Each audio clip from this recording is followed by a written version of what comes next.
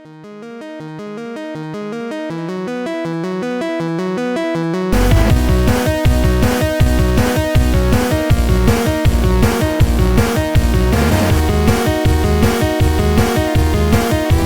fellow nerds and geeks. Why don't you pull yourself up a chair, grab yourself a beverage, and prepare to enjoy a geek-tastic conversation. Welcome to the Geek Easy.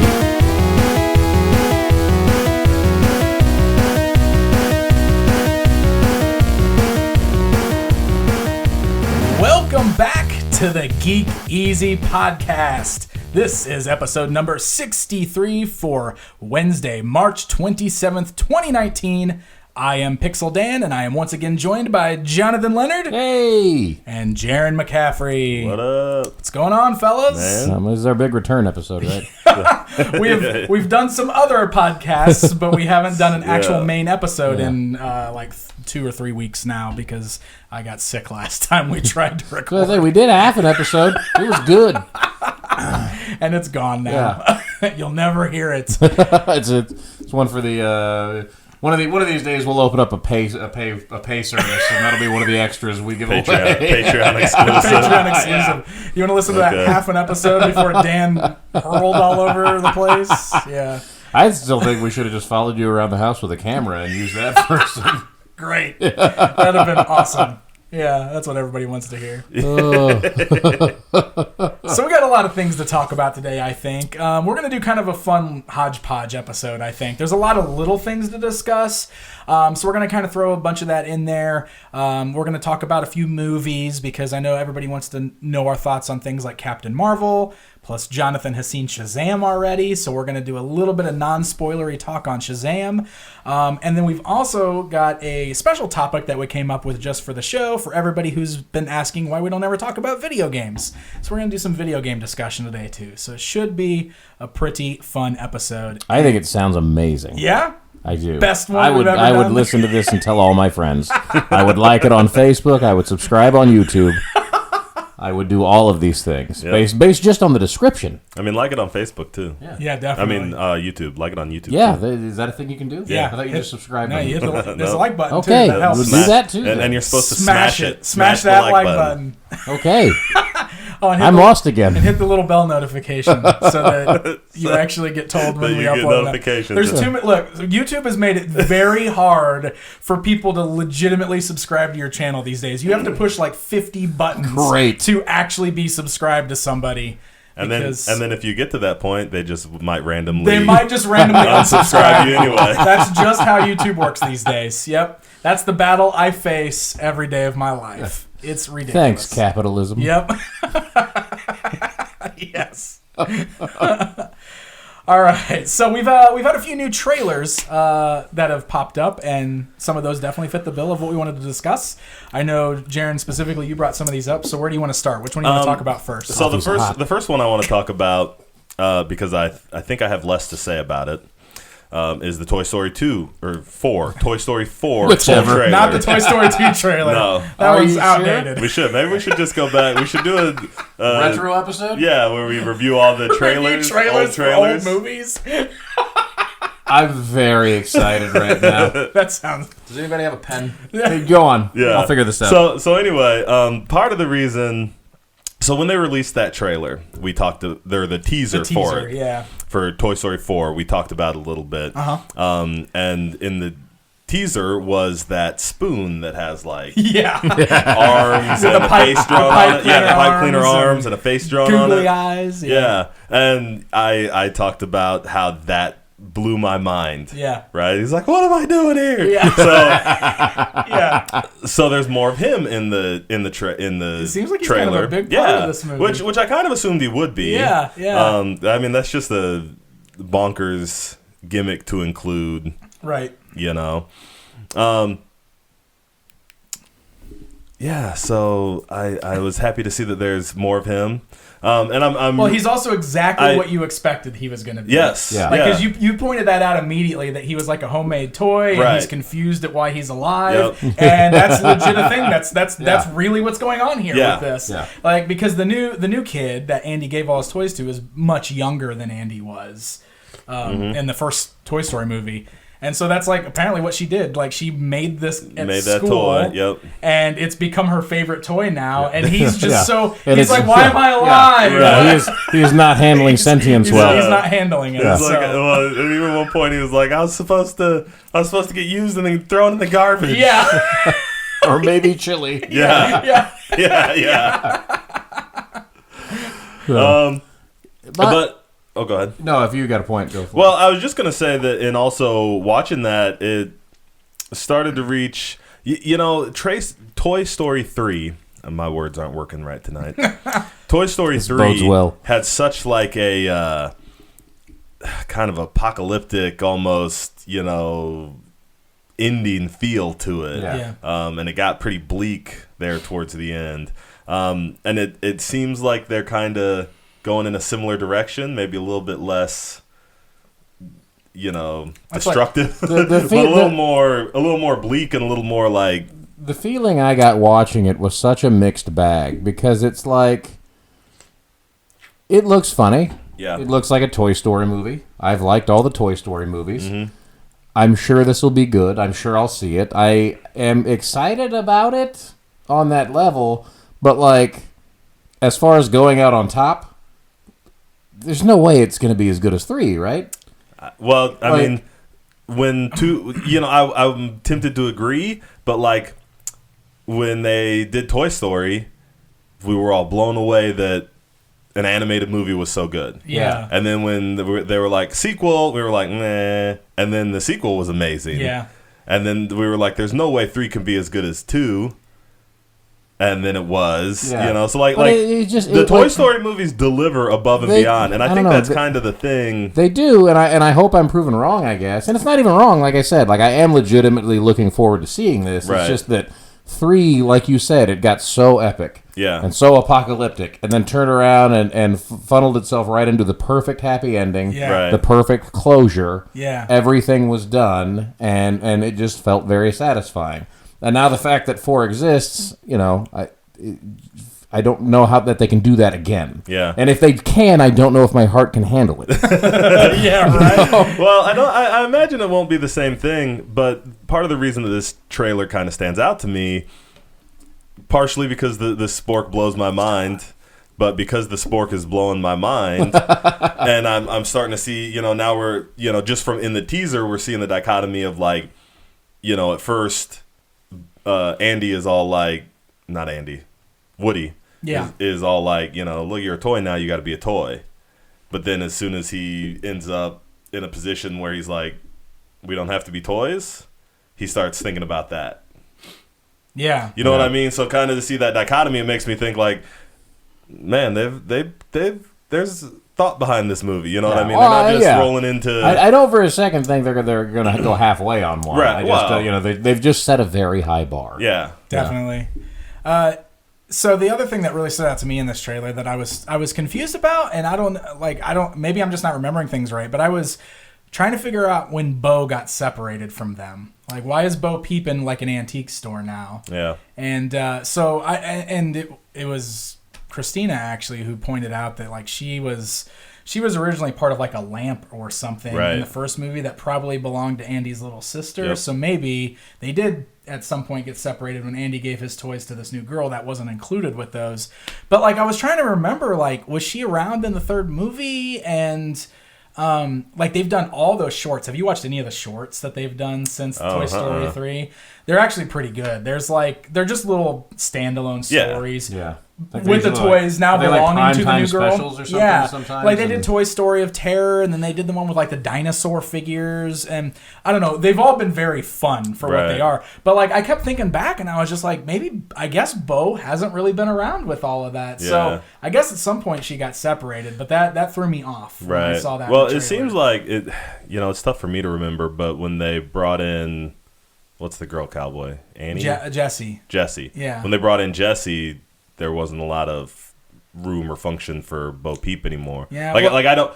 Okay, let me say this. I remember Bo Peep in the first one. I only remember Jessie after after the first Toy Story. Yeah. And Bo was there in the second one, but she was definitely like in the beginning and in the end, and not really in any of the middle stuff. And as far as those shorts go, I have seen at least most of them, but I do not remember if they really date themselves or not. They seem like they're just sort of stories that begin and end. Yeah. So I mean, they could take place. Oh, I guess that's true. Right after one this, or before this or after. Because whatever, they definitely all take place after this new kid has them because she's in the shorts. Oh, that's right. So, and I can't remember her name, the new girl that owns the toys, but she's in the shorts. I had even forgot. I was thinking it was all Andy, but now that you're saying that, you're right. It is. It's not. Yeah. So did they do any before then? I don't remember if they've done others. I don't know. Because like they did the one this is where our show gets a little sketchy. Every once in a while, I'm sitting here on a live mic going, I really should have looked into this. Yeah, before we got on the live mic. We should have researched a little bit more. Oh well, we're just discussing a trailer or whatever. Yeah, we can go in depth after we actually see the movie. Yeah, absolutely. So it looks fun. Yeah. I'm gonna watch it. Obviously, I'm gonna watch it. I love the Toy Story films. They're easily the standout still. And I don't want to sound Pixar. complainy. I don't think Toy Story is going to kill my childhood or anything. Right. I'm really curious to see if it lives up. How weird is it though that these movies have been around for as long as they have? For That's sure. what's crazy. Oh man, it was the 90s when the first one came out. That's nuts. 95, right? Yeah, early. Man, that's nuts. So moving on. Moving on. The other trailer that dropped that was big in the nerd world this week was finally we got a trailer for Stranger Things season 3. Yeah. Which I'm really excited for because we had already talked about it, I think, on here at one point where it felt like it's been so long since season 2. Yeah. Because they basically skipped a year. Yeah, this trailer really makes me want to go watch season 2. I can't believe you haven't watched season 2. It's only been out for like 2 years. I know, yeah. You're the Netflix guy, man. Yeah, well, you're a Netflix correspondent. But I've only been on Netflix for like 6 months, or however long we've been back. There's only 6 episodes. I watched Triple Frontier. That's a How's Netflix that? thing. I liked it. I liked it quite a bit. Yeah, I have not watched it yet. Yeah, you should. I want to. Yeah. Like I keep thinking I need to go watch that, but then I don't. Yeah, I did the exact same thing until last night, and then I did. Yeah. I started watching The Act on Hulu. That's wild. What is that? I get it's like so it's based on a true story of like this mom and her sick daughter who isn't really sick, but she's like keeping because she's not really sick. Okay. So she's like keeping I was just her telling sick the listeners. we have a video for some people saw the air quotes. So I guess it's like this actual it's like a true story. There's an actual documentary about these people. Okay. But like and I don't want to spoil too much for anybody that wants to watch it. But it's a Hulu original. But they're actually doing it like an episode a week, so you can't just go on there and binge the whole thing. Yeah. Hulu does that. Yeah, pretty regularly. I think. So the first 2 episodes are up, and I saw it was getting a lot of buzz, so I decided to watch them, and it's pretty heavy. I'm kind of like, wow, this is almost hard to watch because of how I don't know, but I want to watch it still because it's interesting. That's, so anyway, we got that Motley Crue biopic just dropped too. Oh, man. Which I haven't. Well, I mean that was literally just a couple of days ago, so I haven't watched it yet. No, Netflix. That's Netflix. Yeah. Oh my gosh. It's like the next big music documentary, or not documentary, but biopic. Oh man. Except it's on Netflix. Okay. Yeah. Oh, I gotta watch that now too. Yep. So Stranger Things season 3. So how far I could keep us off of that. Good. Well, the trailer doesn't show a ton. It's definitely one of those trailers that flashes a whole bunch of stuff to get you excited about the show coming back, but gives you really no idea of what the story of the season is. Right. So, and it took a while to get into the weird stuff because I was watching the trailer and I was thinking, you know what would be awesome is if they did a season of this show. And they just keep teasing the weird stuff for like 6 or 7 episodes until you finally realize that it's just a show about kids now. Yeah. Like nothing weird's going to happen. They won? Yeah. They won, and this is just it's over, and now they're just there. Yeah, now it's just the Wonder Years or whatever. Well, so that's, which is the name of it. Which is the totally, Wonder Years or whatever. Which is totally my complaint. Yeah. Like this trailer did nothing to jazz me for the season. Yeah, I can see that. There's nothing in this trailer that represents anything that I loved about the series. They might be just banking on the whole everybody loves Stranger Things and it's coming back now. For sure. I mean, like, you know what I mean? And maybe, I don't know, maybe they don't want to spoil too much. And so that's maybe the mindset they've got. Yep. And I respect that move. Yeah. You know? I wanted a trailer to get me excited for it. Okay. I mean, you know, there's still that level of. What about how Will's like a giant now? Why is that kid so tall? Dude, they all sprouted up. They're adults now. They do that. Yeah, they do that. They do that when you wait a really long time between seasons of a kid's show.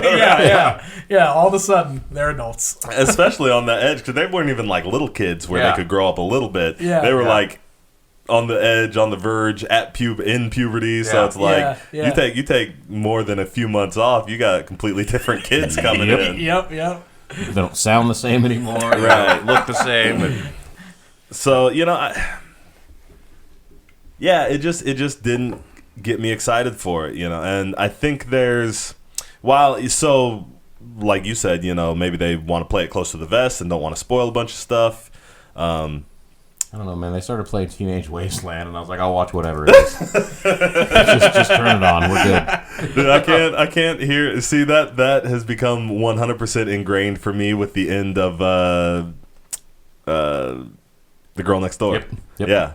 Like I can't hear that song anymore without thinking of that movie and that scene. Which is probably why I wanted to watch it. But it didn't, you know, there is a thing where I look for the trailer to get me excited. You know, I don't need the trailer to like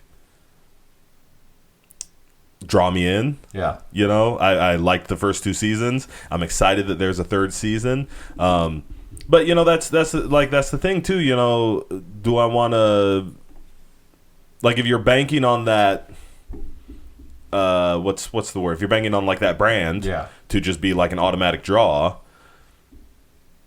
you're banking on I'm looking for that brand to excite me. You know, and I'm looking for things from that brand that I look for. This trailer has a lot of bright colors and a lot of like, you know, teenage shenanigans going on, and like, you know.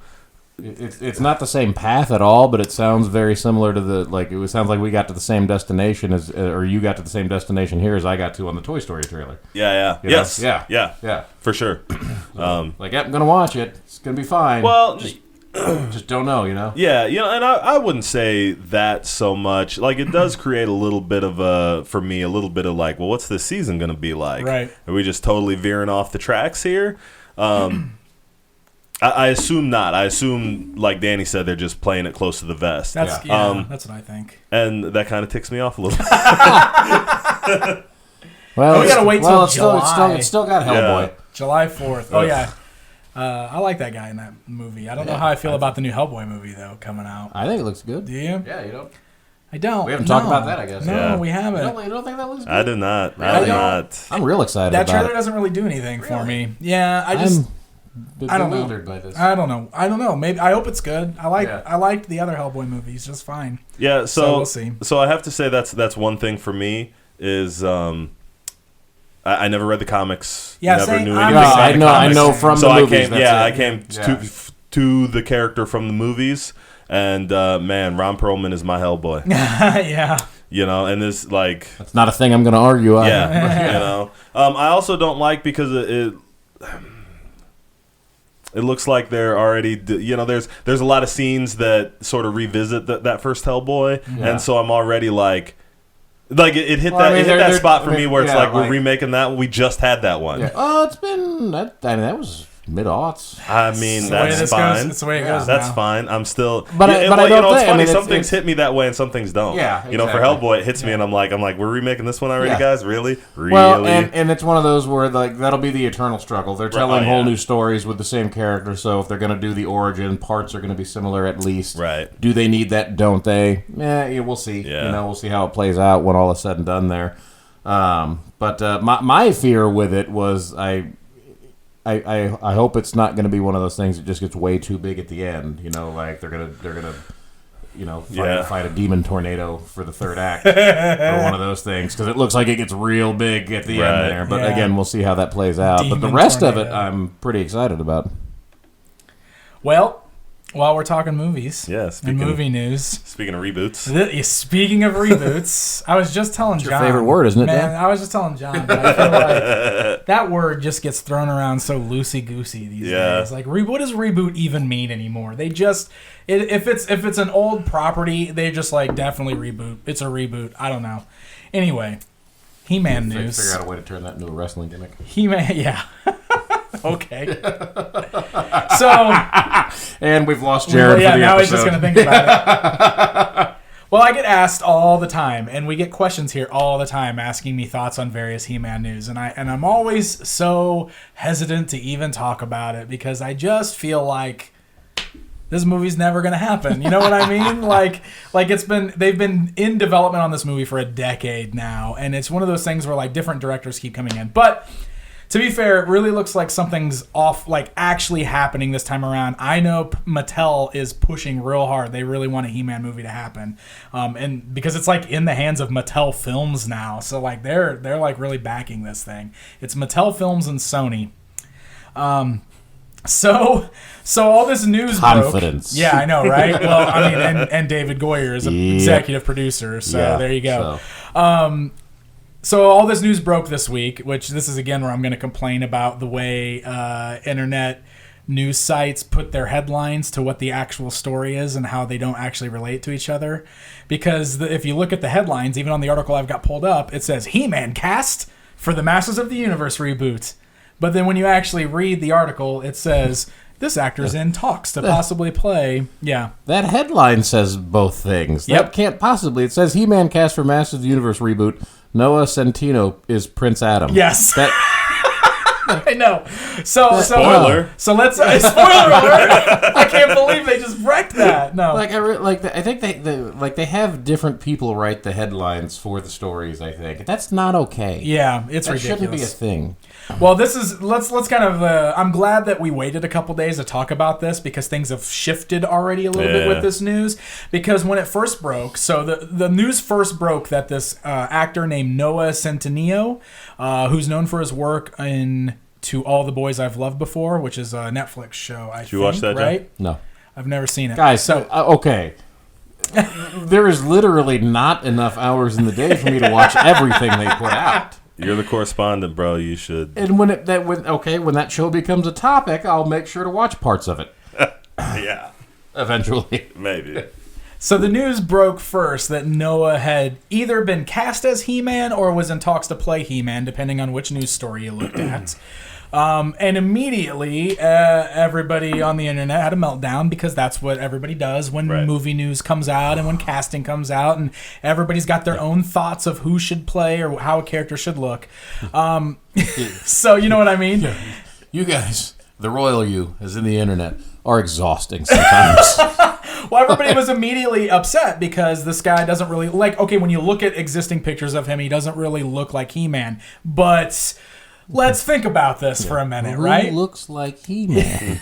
Well, think about if this guy was really going to play He-Man, it's not out of the norm for him to go on a crazy diet and exercise routine to buff himself out, to be in the shape he needs to be. How many times have we seen that with previous movies? I mean, not out of the norm. Like that's just what happens. That's now. just what they do, right? Right. I mean, Chris Pratt got all buffed out to be in the Marvel movies. Brie Larson did it for Captain Marvel. Yeah. And she's in like, not exactly form-fitting, thick leather armor almost the whole movie, you know? So just because he doesn't look like what you would expect He-Man to look in these pictures doesn't necessarily mean he won't when he gets there.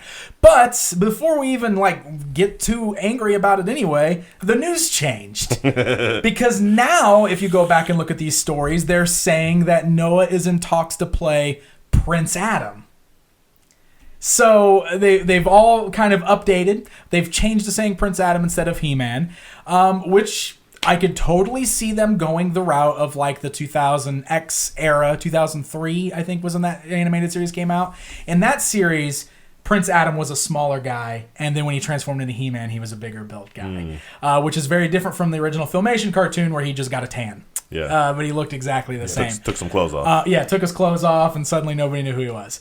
So if I would not be, Clark Kent did, exactly. I would not be surprised if Mattel's going to go the route of having the smaller guy transform into the bigger guy when he actually calls on the power of Grayskull.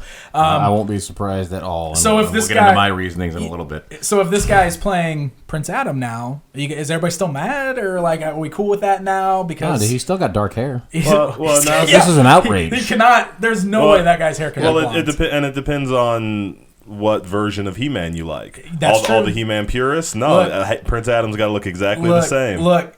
I hope they do like a full-on CGI He-Man. Oh my gosh, like he's just like the Hulk. Like the way they do Hulk, but not as good because it's not a Marvel movie, so it just won't look as good.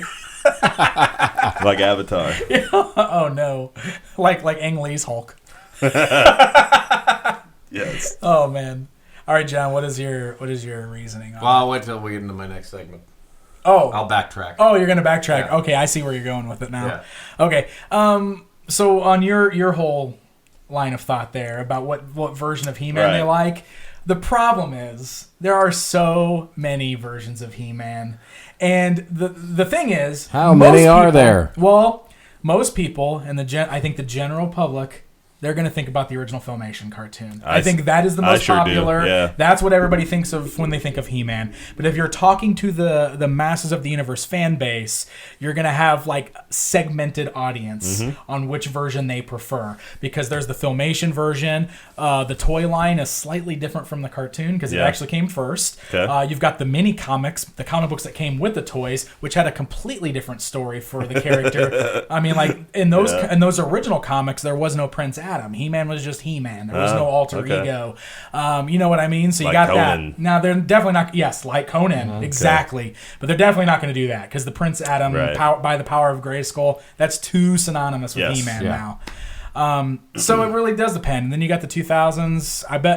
I wonder how many people out there want He-Man in space. The New Adventures ones. Why aren't they making this the He-Man that goes to outer space? Yeah, I don't know. The guy who came up with that's probably still alive, so we'll say one. So Pixel Dan. Yeah. I have 2 questions for you. All right, bring it. First, Yeah. what's your preferred version? Filmation. The original? The original cartoon. Yep. Absolutely. That's just my go-to when I think about it. Now, I mean, the original toys and the original cartoon is still always going to be like number one for me when it comes to He-Man. Yeah. And I want Prince Adam to say by the power of Grayskull. I want to see him. I want the theatrics of him turning into He-Man. I want to see Battle Cat and I want to see Orko. I want all that stuff. Right. That's what I want in a He-Man movie. And I hope that when they're making this, that they're planning to give us all that stuff. The goofy stuff and the serious stuff. You can blend it. Obviously, we see Marvel do that all the time now. Yeah. So nobody can ever tell me ever again that He-Man can't work as a movie because I've seen Guardians of the Galaxy and all these other crazy movies. I've seen Thor. You know, I mean, No doubt. you cannot tell me that He-Man won't work in a movie exactly the way it was in that cartoon. You can't tell me it.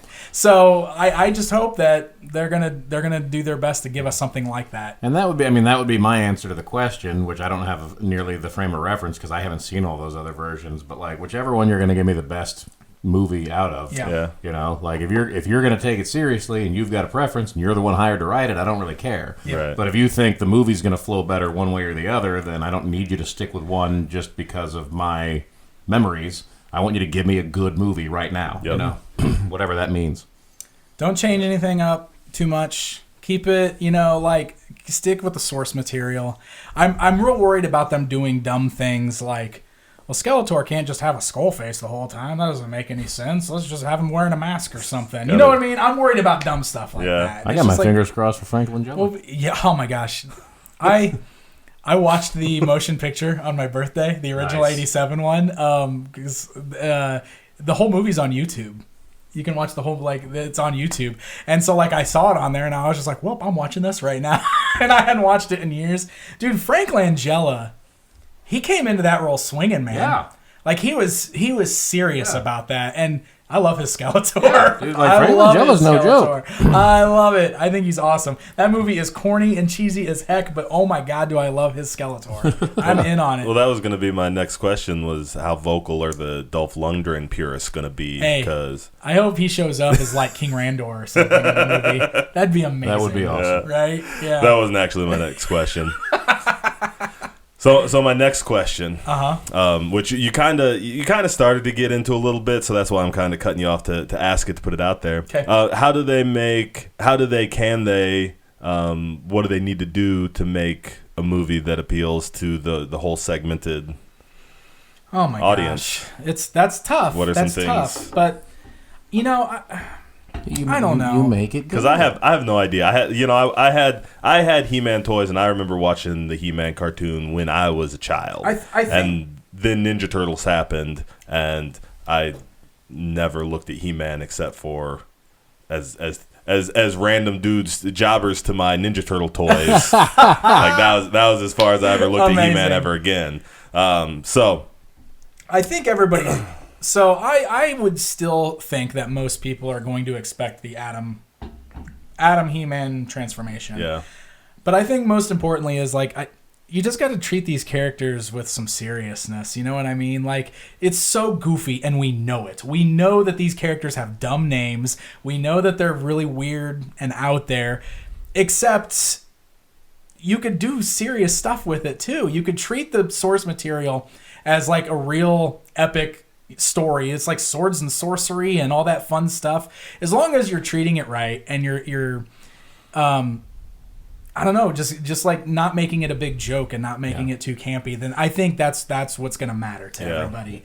And stick close to the source material as much as possible. Like, if you are going to redesign the characters the way the Turtles got redesigned by Michael Bay, you're in hot water right out the gate with everybody. You know what I mean? That's just like I don't know. I just pictured He-Man like that with like a big crazy like backpack and like weird goggles. Yeah, I know. That's what I mean. Like, they're probably gonna put pants on He-Man anyway. I guess He-Man should have a nose. That first Turtles movie, I didn't like the look of the Turtles. I never did. But that first Turtles movie got the essence right. I liked that first Turtles movie. I did too. And we talked about it. I liked it fine. But they look terrible. Yeah, the look wasn't great. They look terrible. No. And that's what I mean. But the more important part for that particular property, at least, is if you can, and I believe that's what we said when that movie came out. Like, if you can get those four right in their relationships, then the rest of it's fine. Yeah. It may not be the best it's ever been, but it's definitely going to be entertaining at least. You know, and you get that, and I think that's kind of the point of any of this. The main goal is get down to the essence. Yep. And then build a good story. Yes. If you can get down to the essence and get that part right, you're going to satisfy the oldest fans and the newer fans and all of that stuff. And if you can tell a good story, you're going to satisfy all the people who don't really care at all. They just want their 2 hours to not be wasted. And that's the way you do it. And you're never going to make everybody happy. We know that. So there's always going to be a vocal group of outliers. But the point is, can you tell a good story? And can you do it without completely revamping everything everyone's ever known? Yeah. So if you can boil that essence down, which is the hard part. It is tough. It's not. I make it sound like it's easy. Like just do it right. That's just do it. How hard is that? I'm sure it's incredibly hard, but that's the secret. Yeah. So I think it comes. There's a little bit of. I don't even know exactly how to say it, so I'm gonna reference somebody else. Alfred Hitchcock said, when in a horror movie, there's always the question, why doesn't somebody just call the cops? And the answer is because that's a boring movie. And I think that speaks a little bit to sometimes we let our logic try to dictate a movie's logic a little too much. And I see this with wrestling. Sometimes it makes no sense for you just to lay there while somebody climbs up the turnbuckle and do 3 flips before they land on you. But you just got to let that happen. You're just in awe of watching. Right. You're mesmerized. In this case, sometimes you just got to let your villain be a wizard with a skeleton face and a bodybuilder body. Yep. Yes. And that's I think the thing that they go too far into, well, how do we make this make sense? What kind of logic can this make? Where we really just want you to let the story be the story. Yeah. And you said they have to take it serious a lot. And that, like, anytime somebody says that about something like that, it scares me, because like, we don't have to take it serious. We have to let itself take it. We have to let it take itself serious. That's how I took his comment. Yeah. He said you got to take the character serious. Okay. Yes, and I do. I just wanted to clarify that. What I don't want is hardcore blood, and I don't want that kind of stuff. No, I think you and I should keep talking about what Dan meant. Shouldn't He-Man shouldn't be running around beheading people and slashing people open. I don't want that kind of serious. Right. I meant yes, it needs to keep taking itself serious. Game of He-Mans. Well, I mean, even, I feel like the Dolph Lundgren version had a little bit of like, look, if we're going to make this, we got to take it serious. Yeah. You know what I mean? And so they tried to explain a bunch of different stuff, and they, put Tila and Man-at-Arms in different costumes. And, not that there's a problem with that, but, just speaks to that. He-Man never had a big transformation. Well, they did the Power Grayskull thing, and he got powered up a little bit, but he was just Dolph Lundgren in a Speedo that whole movie regardless. I love that part. I think your point about like letting the movie be a movie also is something you kind of have to carry along, and it's another aspect we've talked about. There could be a perceived inconsistency with the way I review movies sometimes, because I will get real nitpicky about stuff that I don't in other movies, right. and I will always defend that by saying the simple fact: you make a movie good enough to where I don't notice. Yeah. And I won't nitpick, And if your movie's pretty shoddy, I'm going to catch all the stuff that's stupid. Right. Because now all of a sudden I'm looking for stuff that's stupid, Yeah. And that's kind of where that boils down to. Well, when I was watching Triple Frontier just last night, there's a couple of points, and I like that movie quite a bit. There's a couple of points, especially towards the beginning, where I'm like, man, this is going to be these guys are going to end up being like the Ben Stiller of army teams. Or whatever, because they're just going to do everything wrong for a while and whatever else. But if you stop and put yourself in an actual situation like that, when you're watching it at home in your living room, because this is a serious movie. I mean, this is a movie about a group of like ex-military guys who decide they're going to basically rob a drug cartel and perform this operation off the books and go in and steal all this money from them and get out and whatever. And they make a big deal about laying their plan out.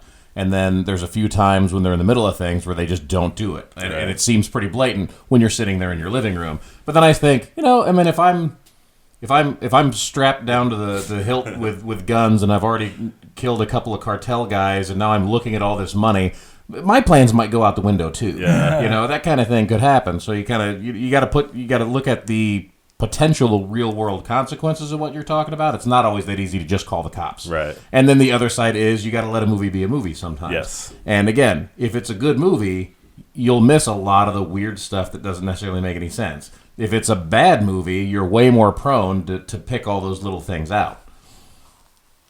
So I'm going to end on this. And this is what I always say about a He-Man movie. And I'm sticking to this because this is what I still fully believe. At the end of the day, there's a good chance that I won't like this movie. I hope I do.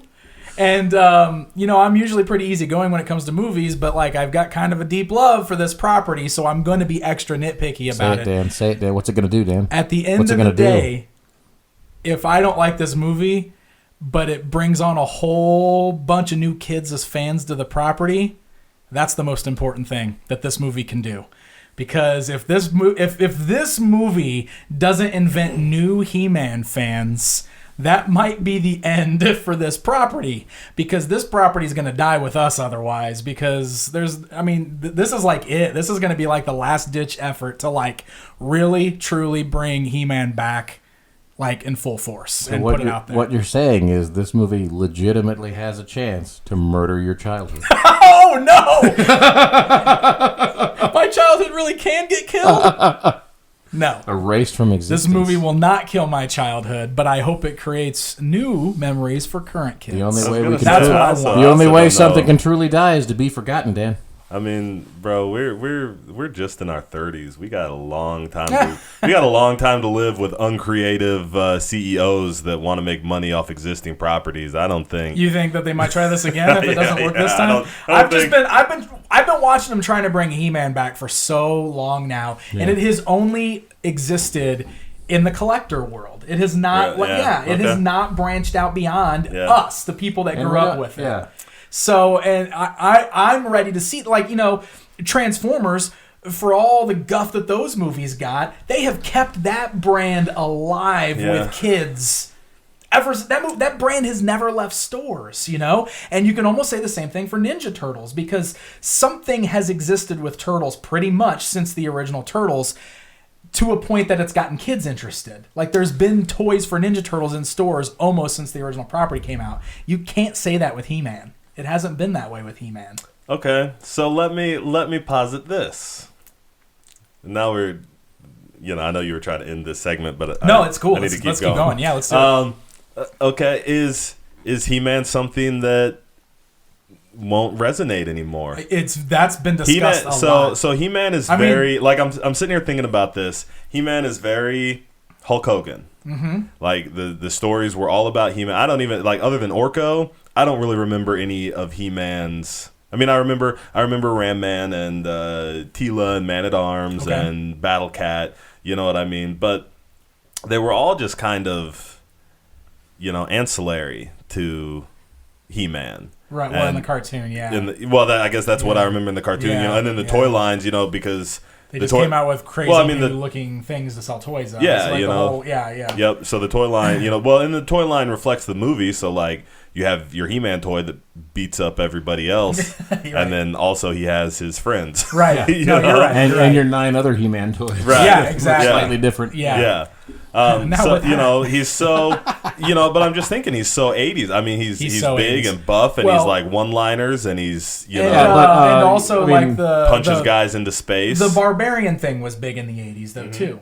That was like a thing, Conan, and that's why He-Man was kind of created that way, is because that was like a thing at the time. Yeah. People were into that. It was popular. So now, what if they, and I don't think this would classify at all for what you're basically asking for, is sticking with the source material, but I have no idea what this looks like. But what if they 90210 or not 90210? What if that's what I want to see. No, I want to see Eternia 90210. Oh no! I was gonna say, what if they 21 Jump Street it?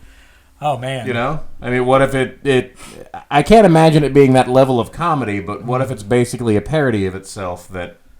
I'd watch it. I don't know. I don't know. I don't think. I don't know. That's the same reaction I would have had about a 21 Jump Street movie until I saw it. Exactly, and I love that movie. Yeah. So I don't know. I don't know, man. No, I didn't. No, I don't think any of us were as attached to 21 Jump Street as we were. I don't think I ever saw a single episode of the real 21 Jump Street. That's my point. Like, I saw some, but I didn't care, at the time. So that's a little different, but I'm just saying, what if that's their answer? Yeah. Like, we don't know how to modernize this, so let's just turn it on its ear and see what happens. That's the thing. Now that He-Man has to have a diverse cast and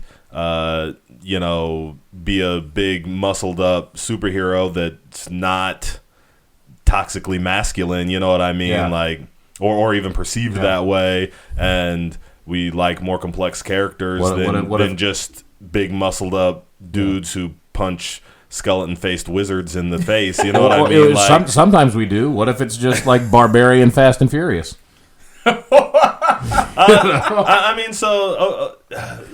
Fast and the Furious still has. Fast and the Furious is about a culture.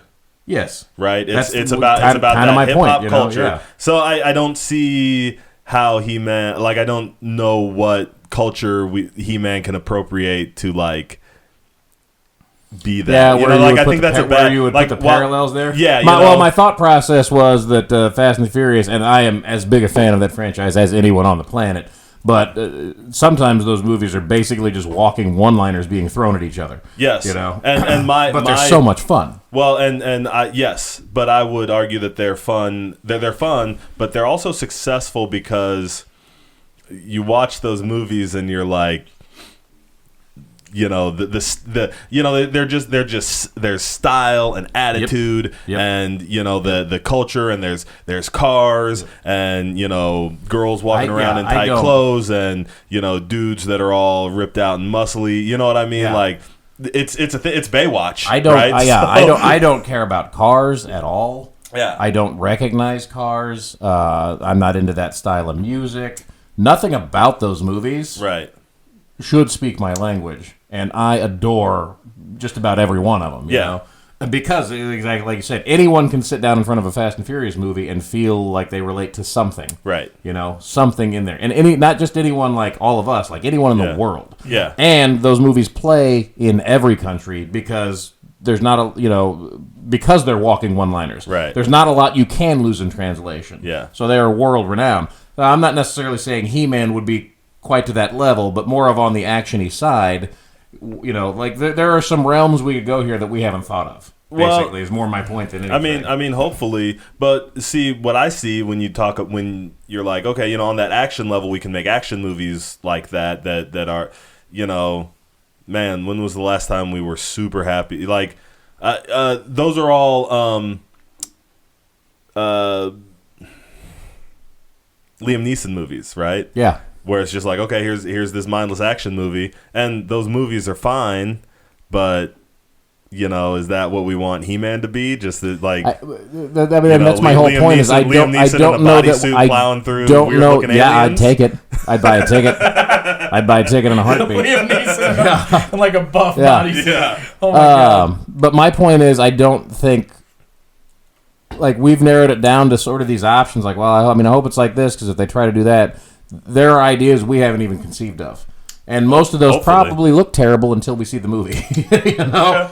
So we just got to kind of keep an open mind and hope for the best. I just want to leave a He-Man movie feeling the way I feel when I leave a Marvel movie. Bro, I want to watch a He-Man movie and I just want a solid gold toilet, but we don't always get one. I know. I want to sit and watch a He-Man movie with tears in my eyes the way I watched the Avengers the first time. Yeah. That's what I want, man. I get that. And it's tough because I don't know if it's possible. I don't know the answer to your question. I really don't. I want to make fun of you for that, but I cried 3 times at Captain Marvel. So. It's tough. It happens all the time now. You just cry all the time? Yeah, I'm unapologetic about it. I can't stop it. Just happens all the time. It's really weird. Oh man. Well, that's all I got on He-Man thing right now. Yeah. We'll see what happens because if this casting news keeps popping up, we'll probably be talking about this. I was gonna say that's the other thing too. Is we'll see what happens if this ever gets made. Yeah, exactly. We'll see. We'll see how it goes.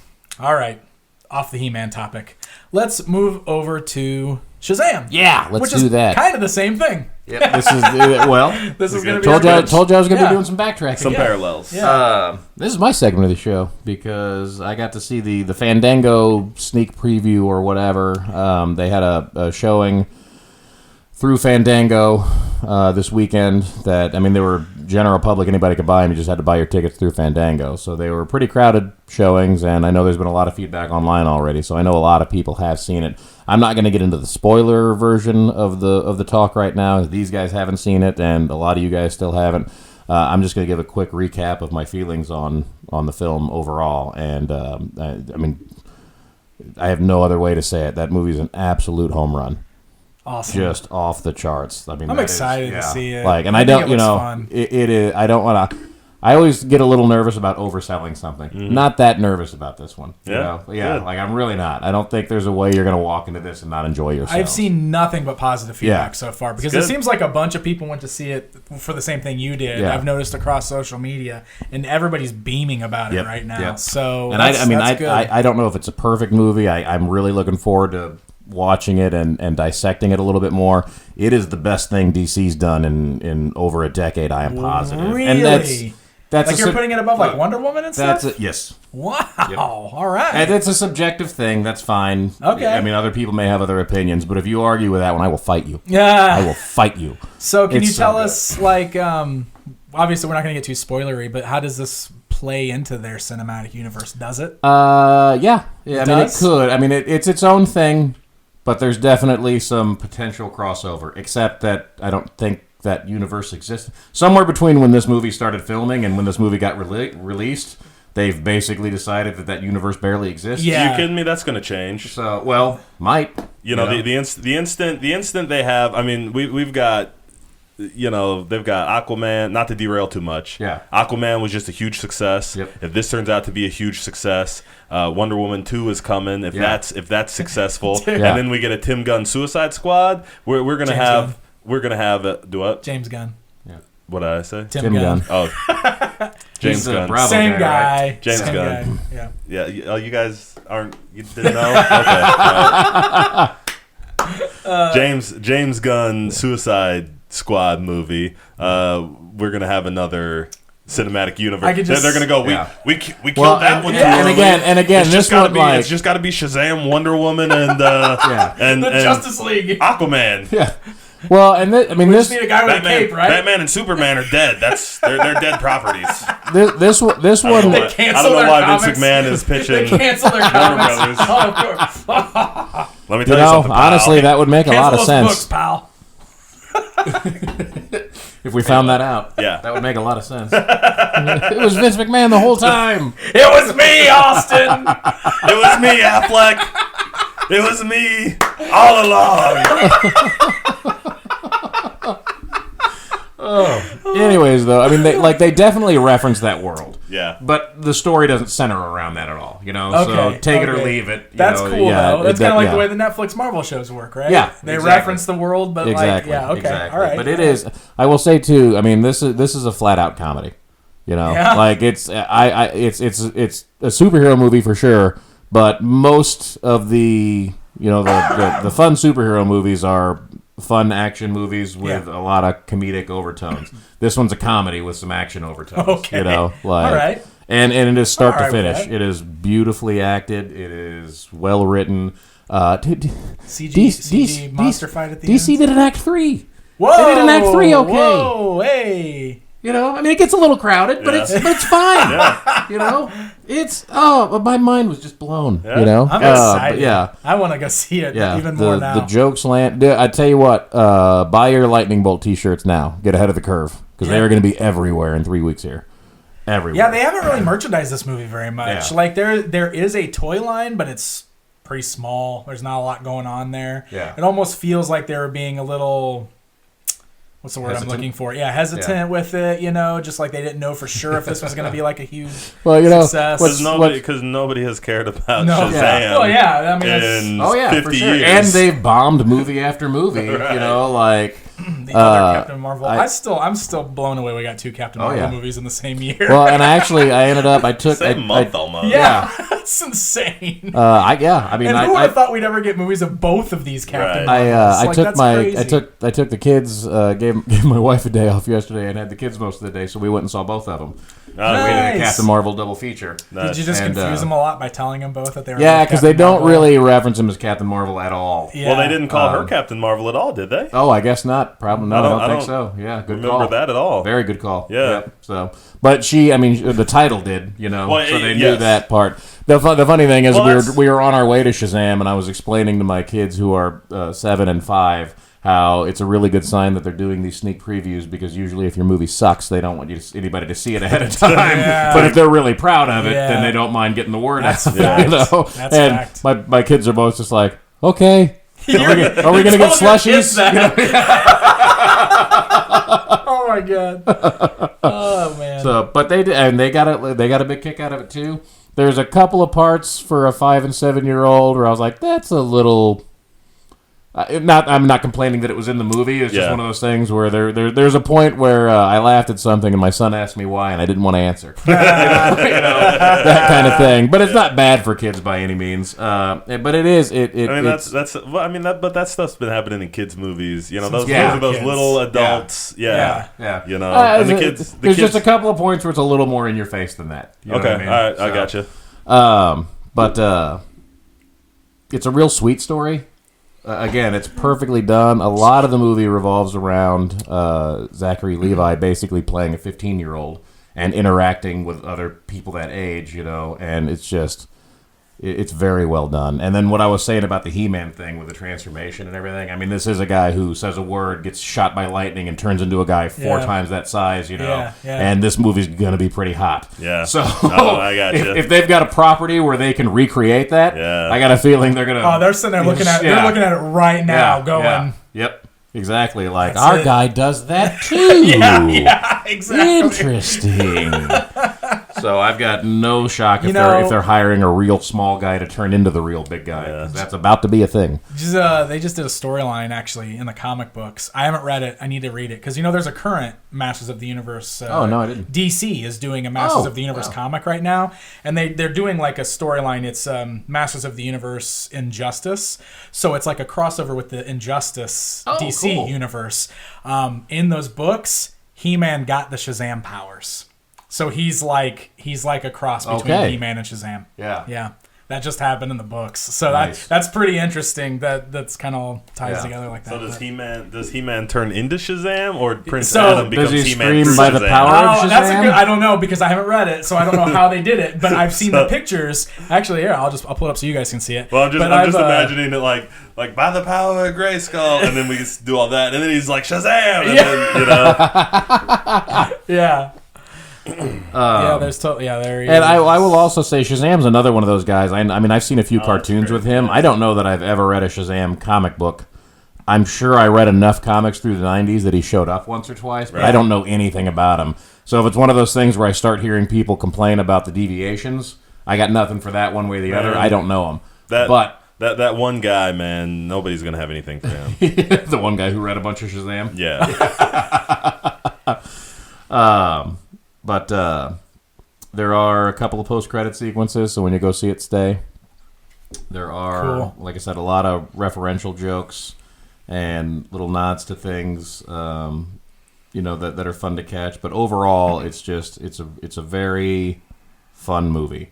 It is finally, again, it is DC putting a little bit of color in, having some fun with the characters, not making everything just so heavy all the time, and going through. And I've seen some complaints about the one complaint I've seen a little bit about is Mark Strong's villain in there, which I don't even remember his name. But I thought it was good. Good sign. Yeah. Well, I mean, So I wonder if The Rock's still going to be Black Adam for like the sequel or something. 'Cause Well, he was just supposed to be his own movie. Right. I know that's super weird though. I know. That's so weird. Why? And I will also say, man, I wonder how The Rock would have fit into this, because The Rock doesn't tend to make movies worse. So that could have been great. But I liked the villain of this one. I thought it was a good setup, and I didn't want to spend any more time on the villain than we did, which I think we spent a good amount of time on him. Yeah. But I wanted the core Billy Batson story here. So the fact that, if Mark Strong isn't that well developed, fine with that. This is a good one. This is a good one. Normally I complain about origin stories. And this is a good one to do the origin story because one, we haven't had it 5 times in the last 20 years. Yeah, exactly. You know? Two, I'm only half joking with the, who knows anything about Shazam? Yeah. I mean, nobody really knows about, he's just has not been popular since Fawcett Comics. Yeah. So, and I know there are Shazam fans out there, and if you are one, that's great. I've just never met you. I'm looking at this picture of He-Man and Shazam. Yeah. I like how the He-Man Iron Cross turns into the Shazam lightning bolt at the bottom. Nice. That's pretty cool. I like the hood. Yeah, the hood's awesome. Yeah. Sweet. But and we'll come. We'll when that actually opens and we all get to see it, and everybody else has an opportunity to see it, so we don't have to worry too much about spoiling stuff at that point. Right. We'll go into it in a lot more depth. But as far as first impressions go, I mean, it's better than some Marvel movies. It's mind blowing. Wow, awesome. I'm not going to say which ones. We'll wait till we have our definitive list when Yeah. we're done with our sideshow. There you go. The Marvel Good Yay and episodes. then that'll be your bonus. Yeah, By the way, exactly. here's the ones that Shazam's better than. Yeah, I'll rank Shazam in there somewhere. Where is Where is Shazam? Shazam rank in the Make MCU? sure you're watching the Marvel Good Yay episodes where we're going back over every MCU movie leading up to Avengers Endgame. Yeah. Those are on our feeds for YouTube and the audio podcast, wherever you're listening to it, all that stuff. And eventually, as we're doing those, we're ranking all the Marvel movies too. So once we get to 21 or 20 or 21 or whatever, we'll be at with Captain Marvel, and we put them in order. It's going to be like 1 through 3 will be pretty definitive, and 18 through 21 will be pretty definitive, and everything else will be like 0.01 points apart. See, I don't know. I feel like with a few exceptions, I'll be able to put them in a pretty solid order. Yeah. I don't feel like. I mean, I love them all. Yes. But I think I feel like I have a. Oh, you don't love Iron Man 2. Not Iron Man 2 or Thor 2. You don't love Iron Man. I don't like Thor: Dark World. So. But I do feel like I'll have a pretty definitive order that they fall into. Yeah. But we'll talk about that more later. Yep. But are we ready to talk that's about a good segue into Captain Marvel? Let's talk a little bit about Captain The Marvel. other Captain Marvel? Well, I mean, that's Shazam. This is Captain Marvel. Captain Marvel? Yeah. Yeah, the Marvel The Marvel Captain Marvel? I just want to keep saying Marvel. So this is gonna be spoilery. This is gonna be spoilery, but it's think gonna be short. It's gonna be abridged, right? Yeah. Because our plan is to do the full episode of Marvel Good Yay on this movie the way we've done all the other movies. Yep. So we're just gonna talk about it a little bit. So we want to let it sink in and try to see it again at least once before we do the deep dive on it for Marvel Good Yay. Yep. Okay. And we have to promote our other properties, so you know. Yeah, that's right. We want Deal you guys with it. Listen to the other podcasts, please. All right. Well, where do you guys want to start with this then? Since we're just gonna chat a little bit about it. First impressions. First impressions. Yeah. My first impression. I think I'm gonna like this movie a lot more in 2 years than I do right now. That's a pretty good way to look at it. I will tell you right now. Have you seen it a second time yet? I've not yet. Okay, I saw it a second time, like I said, this weekend with my kids, and I liked it a ton more the second time. Did you? Yeah. Okay, I've only seen it once, and I definitely liked the movie. It was a fine movie. I didn't love the movie. And that's just to say that, like, I don't think it was a bad movie by any means, but I certainly didn't leave feeling, like, all excited and amped up or anything like that. I was just kind of like, that was an alright movie. That was an alright movie. I mean, that's definitely how I walked out the first time. It's one of those, it's like, you get spoiled sometimes with some of those Marvel movies because you keep thinking, well, I mean, it'll be a while before we see this one this good again, and then the next one's, that way. And so this one, especially the first time walking out, really felt very middle of the road for me. But then it becomes a thing where it's like, man, a middle of the road Marvel movie is still a pretty good 2 hours to spend at a theater. So that's like not a complaint. It's just one of those things where you're like, well, that was as good as it should have been. Yeah. Just sometimes it's better than it should have been. Yeah. So for me, there's a couple things. One, like I watched that movie, and there are so many things that I really, really liked about it. Yeah. But like, there's an overall feeling. I was, it was good. It was good. It's just an overall feeling. Yeah. That's why I think partially that it'll grow on me so much. Yep. Also, I just have to recognize there's just so much anticipation for Endgame. That's the problem too, right? And this is like the Diva match in between. Oh wow! The Triple H match and the main event of Mania. You know what I mean? Like this is the cool down. So.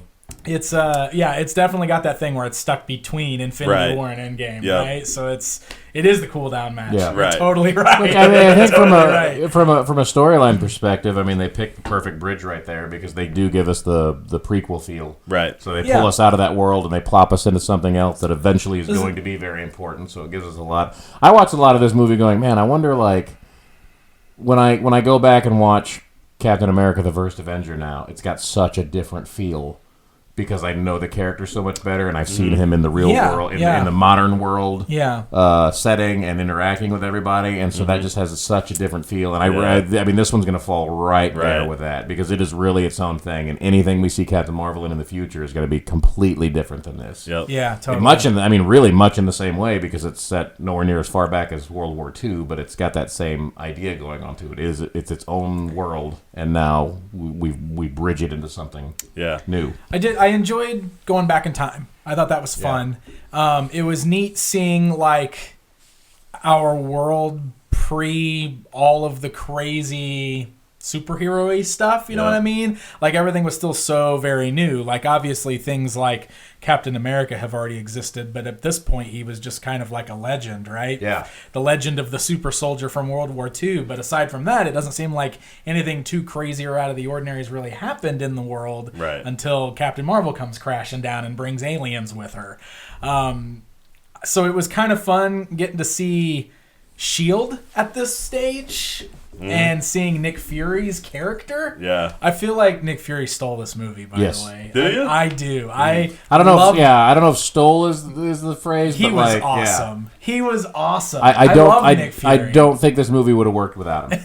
He was great. Well, I mean, they would have done something totally different. Maybe that's fine, but I don't think you could have just put like a different sidekick in there. That would have given you the same thing. It was neat seeing him just. I mean, like, he was just a different Nick Fury too, right? He wasn't quite as jaded yet. Just Fury. Just Fury. I love that. I love that. Yeah. I mean, I thought he was fun. I thought he was a lot of fun. Coulson was the new guy. I like that. You know, and I think that was another example of how good Marvel is at doing a lot with a little bit. Because, I mean, they only really had a couple of interactions between Coulson and Fury, but I feel like that built so much of that relationship coming up just in that. Like, it just solidified a lot of the, where it came from. Because there's a... there's a scene. I mean, they establish Coulson as the rookie, right? So they're not necessarily best friends or anything like that going in. And then there's a scene, fairly early on where, basically a bunch of S.H.I.E.L.D. agents are hunting for Fury, and Coulson finds him and totally lets him go for no particular reason other than going with his gut and feeling like he's in the middle of something. Trusting Fury. Yeah, exactly. And just like that right there, and it's a glance basically, and from that glance you're like, okay, that's it. That's right there. Yeah. Now we can just flash forward to the Avengers, and I totally get it. Yeah. All right. You got anything on that? I did not feel that way about Nick Fury. No? I enjoyed Nick Fury. I don't feel like he stole the movie. Oh, man. I kind of feel a little bit like two things that I felt like they gave away a little too much.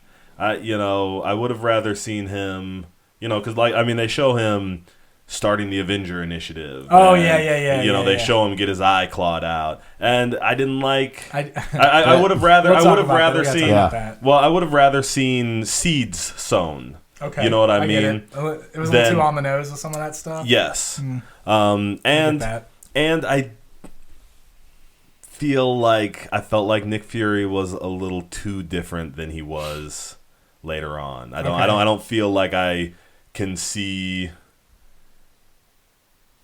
his jadedness coming I don't see him getting as jaded as he was by the time we got to the Avengers, the movies where he started having roles from where he was just in the 90s. You know what I mean? Like I feel, and he's a full-grown man at that point, already, in S.H.I.E.L.D. Yeah. You know what I mean? Like, for him to suddenly become, the jaded super spy. I feel like it's a hard... Well, I mean, 15 years is a long time. Yeah, I know. It just didn't sit. It just didn't sit well for me. That's fine. Like, didn't break the character. I did not enjoy the character. That's just one of the things where I went, I don't buy it. Feels off to me. Yeah. Feels like a different character. It had the feel to me of, we wrote this great sidekick. Well, what if it was Nick Fury? Do we have to rewrite anything? This isn't Nick Fury. Nah, just make him Nick Fury. It'll work. So. I didn't get that at all. No, I didn't feel that way either. But it's a fair point. I did just a little bit. Just a little bit. Yeah. Not enough to not enjoy it, or not even to not enjoy the character. Just a little bit that I went, eh. Yeah. See, I felt Brie Larson was a little flat the first time through. There was just some jokes that I didn't think, like, I got them and I giggled, but they didn't land as well as I said. But again, the second time through, I'm really looking back. I didn't dislike it at all the first time through. I'm just wondering if either A, I was just exhausted or in a weird frame of mind or whatever, or B, it's just one of those movies that flows better for me once I have, because there's a little bit of back and forth. And I mean, the basic storyline is you start off with Carol Danvers, but she's a Kree soldier named Veers, and you get into that for a little while, and then you start flashing back to her past on Earth, and then you learn everything as you go through. So sometimes with me, when the movies get non-linear like that, it's not that I don't love them, it's just that it takes me a couple of viewings to really connect everything. Yeah, exactly. Yeah. And I think the second time through, when I did know everything that was going to happen, and I was able to really feel that and put it together as it went, it might have, so either A, my frame of mind was off the first time through, or B, I needed to see it twice to really get it. But all of that stuff with her, I mean, she still didn't blow my mind, I guess, technically, but I didn't feel the same way about it either. Like, I didn't feel like she was nearly as flat as I did the first time through, and the jokes landed a little bit better with me. But there were definitely, it didn't have the same pop to it that an Iron Man does, or anything like that. Yeah. But good story, good character. Looking forward to what comes next. It was nice. It was neat seeing Ronan again. I was going to say, I thought that was... I enjoyed seeing Ronan. I'm really hoping we get him in more Captain Marvel movies somehow. That'd be neat. But I don't know what they're going to do with the timeline there. But I'm sure there will be other Captain Marvel movies, and they'll be in space. So, How much do we want to talk about the Skrulls? Let's just do it. Yeah, let's talk about it a little bit because I wanted to talk about the Skrulls. Really enjoyed what they did with that. Loved Did you? it. Yep. That's one of the things that I cite as like I love this movie. Because they swerve us a little. Don't know how I feel about walking away from that movie with the Skrulls being good. Because I don't think the Skrulls are good. I feel like this has got to turn back around at some point. Like, I don't know. I don't know. It felt weird making the Skrulls sympathetic to me. It felt weird. And I don't know. Unless they've just completely changed these characters for the MCU compared to what we've seen in the books. It's another thing too that like it took me a while the first time watching it to kind of fall into the fact that the Kree aren't good guys in these they're movies. not, but they're not in the books either. Yeah. Look, the Kree and the Skrulls are both bad. They're both bad. Yeah. Well, I mean, they're fighting each other, and that's all bad for us. That's the way it's always been presented in the books. It gives you a couple of things to think about at least. Yeah. One thing is a lot of that is based on viewpoint. Yeah. I get that the Kree are bad guys, but there's a while at the beginning where you're on their side because that's where your hero is, and this is what she's going through, and she's with a bunch of other characters that you're enjoying and all that stuff. And at least for me, again, it's not like I can't say I forgot. Yeah. But it's like it didn't connect with me that these are the bad guys. I just let it flow through. And then the other thing is, I mean, there are Skrulls in this movie that are basically just refugees. Yeah. That they're trying to find a home for. That doesn't mean all Skrulls are peaceful. Yeah. And just looking for a place to be. There can still be evil Skrulls in the universe that we can meet later. But I really like what they did with these. ISIS. I was going to say, yeah. I want to see Super Skrull at some point. Yeah. If we get the Fantastic Four going, we need a Super Skrull. Yeah. Gotta happen, right? Yeah, I hope so. But as I say, it didn't necessarily take away the possibility of that. Not every Skrull has to be a good guy. But what they did in this movie was a great swerve, was compelling. Really enjoyed what they did there. Okay. So, I would say for me, I never got to the point. I needed it to go that way. I didn't realize it, but until they did it, I needed it to go that way because I firmly at no point was I on the side of the Kree. Even when Captain Marvel was with them, even Veers, Carol Danvers was with them, I was not because I've watched all the other stuff, Ronan and Guardians of the Galaxy, and they do a lot on Agents of S.H.I.E.L.D. where the Kree are bad guys. Sure. So there was no point where I was like, oh well, maybe these Kree are good, I needed that. I think it would have. So then when I was waiting for the Skrulls to be bad guys, and the whole time the Skrulls were the bad guys, it was just it almost was a little.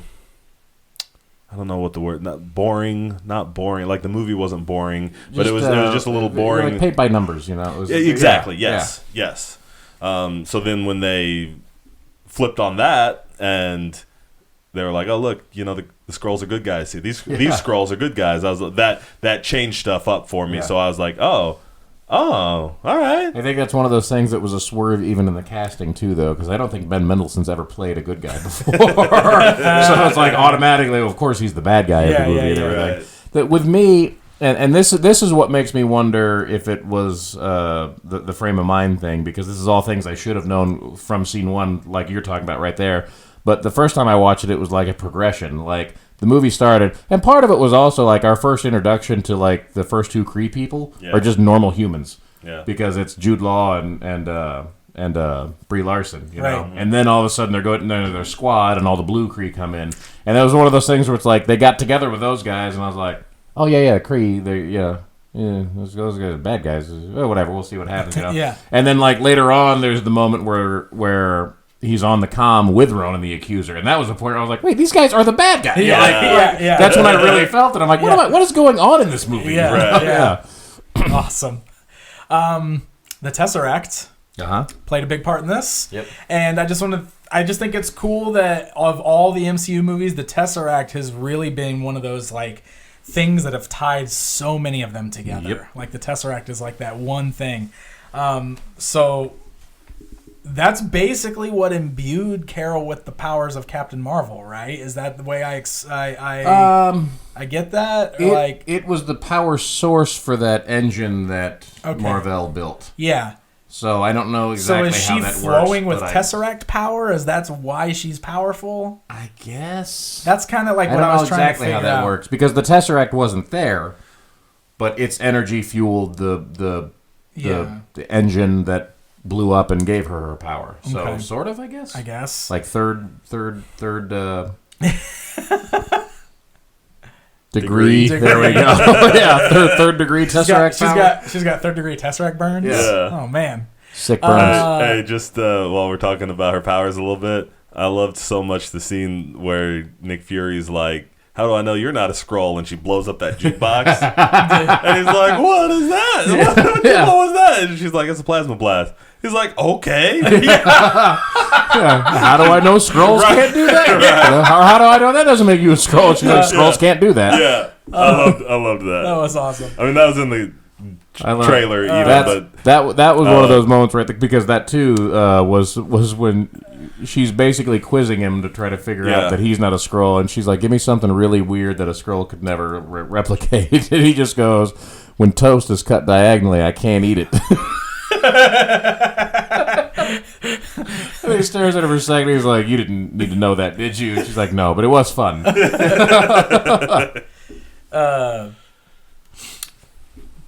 She a little overpowered, do you think? We'll see. I'm curious. I mean, and again, I don't know much about the comics. I assume through all those ships like they were butter. Like I wish. I wish. I was kind of like, how does anybody stop Captain Marvel?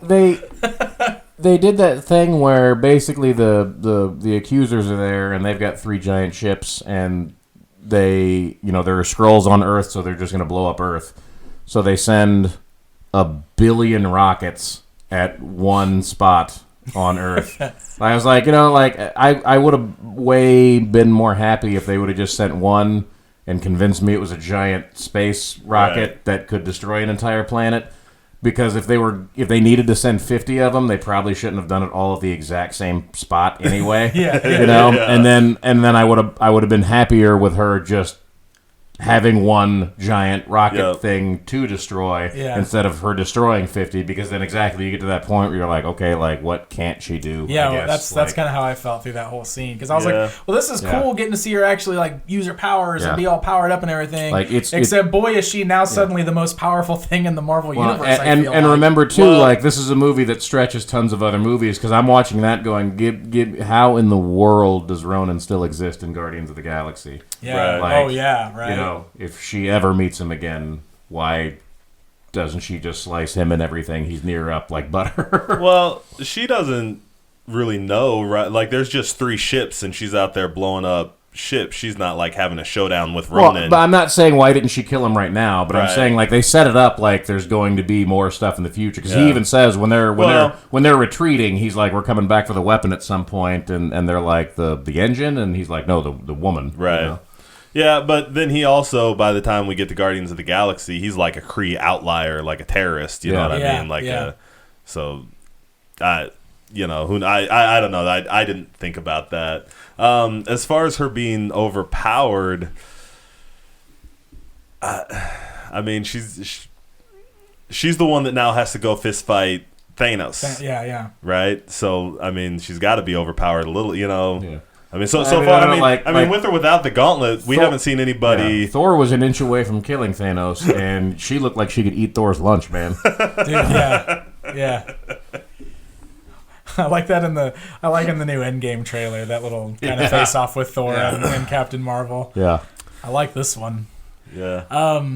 So at the end of Captain America: The First Avenger, we saw Howard Stark fish the Tesseract out of the water, which is what I always assumed was how S.H.I.E.L.D. got a hold of the Tesseract. Mm-hmm. So now at some point, Marvel got the Tesseract away from S.H.I.E.L.D., only for it to end back up in S.H.I.E.L.D. hands at the end of this movie? What I read somewhere, that Pegasus base they were at is the same base from the first Avengers. Like, that becomes that S.H.I.E.L.D.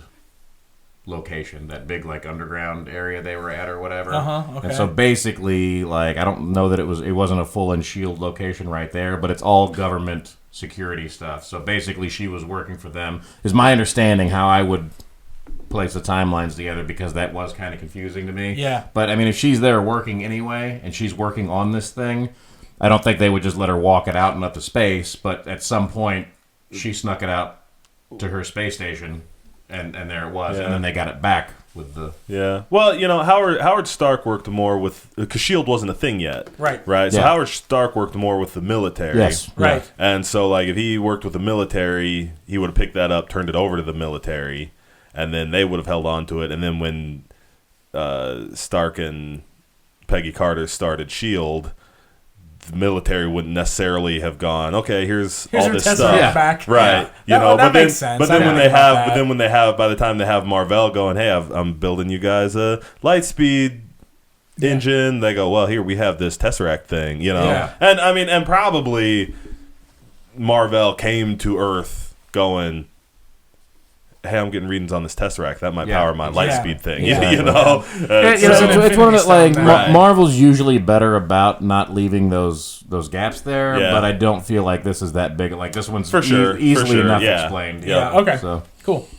That was just one of the things I was thinking about after I left that movie. I read a little. It is one of the few things where you have to kind of connect the dots on your own. Yeah. But I read a little bit about Flurkins. Flurkins, yeah. Goose. Have you? No. Oh man, because apparently that is straight out of the comics. Is it? Which is funny to me because like they kept showing that that cat in the trailer, and I kept getting the impression. I don't read a ton about these movies before they come out, but I got I got general impressions of like, oh, something's going on with that cat. Nobody knows what's going on with that cat. And then once it came out, I'm reading some stuff on the research, and they're just like, here's exactly where that cat is, just like it is in the movie. Like, so it should have been pretty easy to connect those dots to anybody who actually read the books or anything like that. Yeah. But I mean, he's just like that in the. He's got a different name. I can't remember what his name is in the books, but they basically, like, I don't know, it might have been something they couldn't use for rights purposes or whatever, so they gave him kind of a Top Gun name instead. Yeah. But apparently, like, those things can swallow just about anything of, however big the size is. Obviously pretty big, because that Tesseract's as big as a cat itself. Yeah. Well, he swallowed a bunch of dudes too, right? Yeah. Okay. Well, and I guess it's got like internal black holes basically that it can just store things in. Okay. So like there's a whole weird backstory to those things. I did love though how like the Skrulls were terrified of it. Yeah. Like, get that thing away from me. And Nick Fury's just like, it's just a cat, man. That is not a cat. Like, they kept saying that before they ever told us what it actually was. I thought that was great. Yeah. I was a little bummed out that's how he lost. Like, it just seemed like such a throwaway. Yeah. Yep. Me like too. even if they wanted the cat to be the reason it happened, I feel like they could have done better than just a random scratch at the end of the movie after all the action was done. Right. Yep. And there was a line in Winter Soldier where he says something about, like, I trusted somebody once and then I lost an eye or something like that. And like, who, you trusted the cat? Well, like, what is that? I mean, Nick Fury's secretive. He says things. A liar. Oh, okay. I was going to use more colorful language, but he's a liar. He's the spy. Nothing he ever says. Even at the end of the movie, Coulson says something about, like, I heard you lost your eye doing this. Right. They burned it out because you wouldn't give him information. And he was like, let's go with that. So I can neither confirm nor deny that story. Exactly. I can neither confirm nor deny. Awesome. All right. Well, that's Captain Marvel, I guess. Was there anything else that you wanted to specifically discuss? I think we covered. I really loved at the end when she's about to have her big showdown with Jude Law. Yeah. And he's like, this is what I've been looking for. Let's do, come on, this is, show me what you got. And she just blasts him. Yeah. And she's like, I got nothing to prove to you. Yeah. I loved that. Yep. That was awesome. And I also just want to mention, there was no booty shots. Yeah. There was no point where, like, she had to wear, skin tight low cut blouse for no reason. You know what I mean? Like they didn't put that stuff in, I mean, even when she was in normal clothes, she was in a baggy 9 Inch Nails t-shirt. I thought that was a cool thing not to see. Yes. Yep. Yes. I agree with that. Yeah. Yep. There. Yeah. It was just a. Yeah. Oof. Yep. Yeah. And it's a great thing to take your kids to. Yeah. You know, Definitely. Like I am blessed to be raising 2 daughters in this age. Yeah. And it's cool.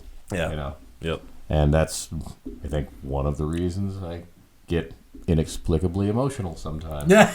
So listen to our sideshow, Marvel Good Yay, and eventually I'll tell you the 3 parts of this movie I cried at. John's gonna he's going to actually cry on when we do the Marvel Good Yay. Probably not, but I won't promise anything. Sometimes it just happens. I'm trying to sell episodes. I'm telling you. Yeah. It's going to happen. It might happen. It's going to happen. I'm not going to promise some stuff that I can't necessarily deliver on, but it could happen. Fine. All right, well, we're going to end today's episode with just a fun extra topic because some of you guys have asked in some of the questions why we don't talk about video games a little more often on here. And Jonathan actually came up with the idea for today's topic. That's me. Yeah. I was thinking, we've been playing a lot of the Nintendo and Super Nintendo classics around my house, and those things have just been absolute joys on a nostalgic level for me. And it's fun to watch my kids experience some of that stuff for the first time. So that's just been basically a constant for months around there. Well, it was super cool. We were at your house for a party around Christmas. Yeah. And I could hear Mario being played in the other room. Yep. And, Mega you know, Man it immediately... Yep. Oh, it was Mega Man. It was not Mario. It was Mega Man. And, you know, I had so many... I spent so many parties... being young in the living room playing Mega Man with my friends while, you know, my mom and her friends were in the kitchen, and it just immediately transported me, you know, and I was like, I think I even said something. I was like, are we really at a party where we're, you know, in the kitchen having apple juice and the kids are in the front room playing, you know, Nintendo? Yeah. This is amazing. Yeah, you know, so it's awesome. And it's something we really hope keeps happening because of that.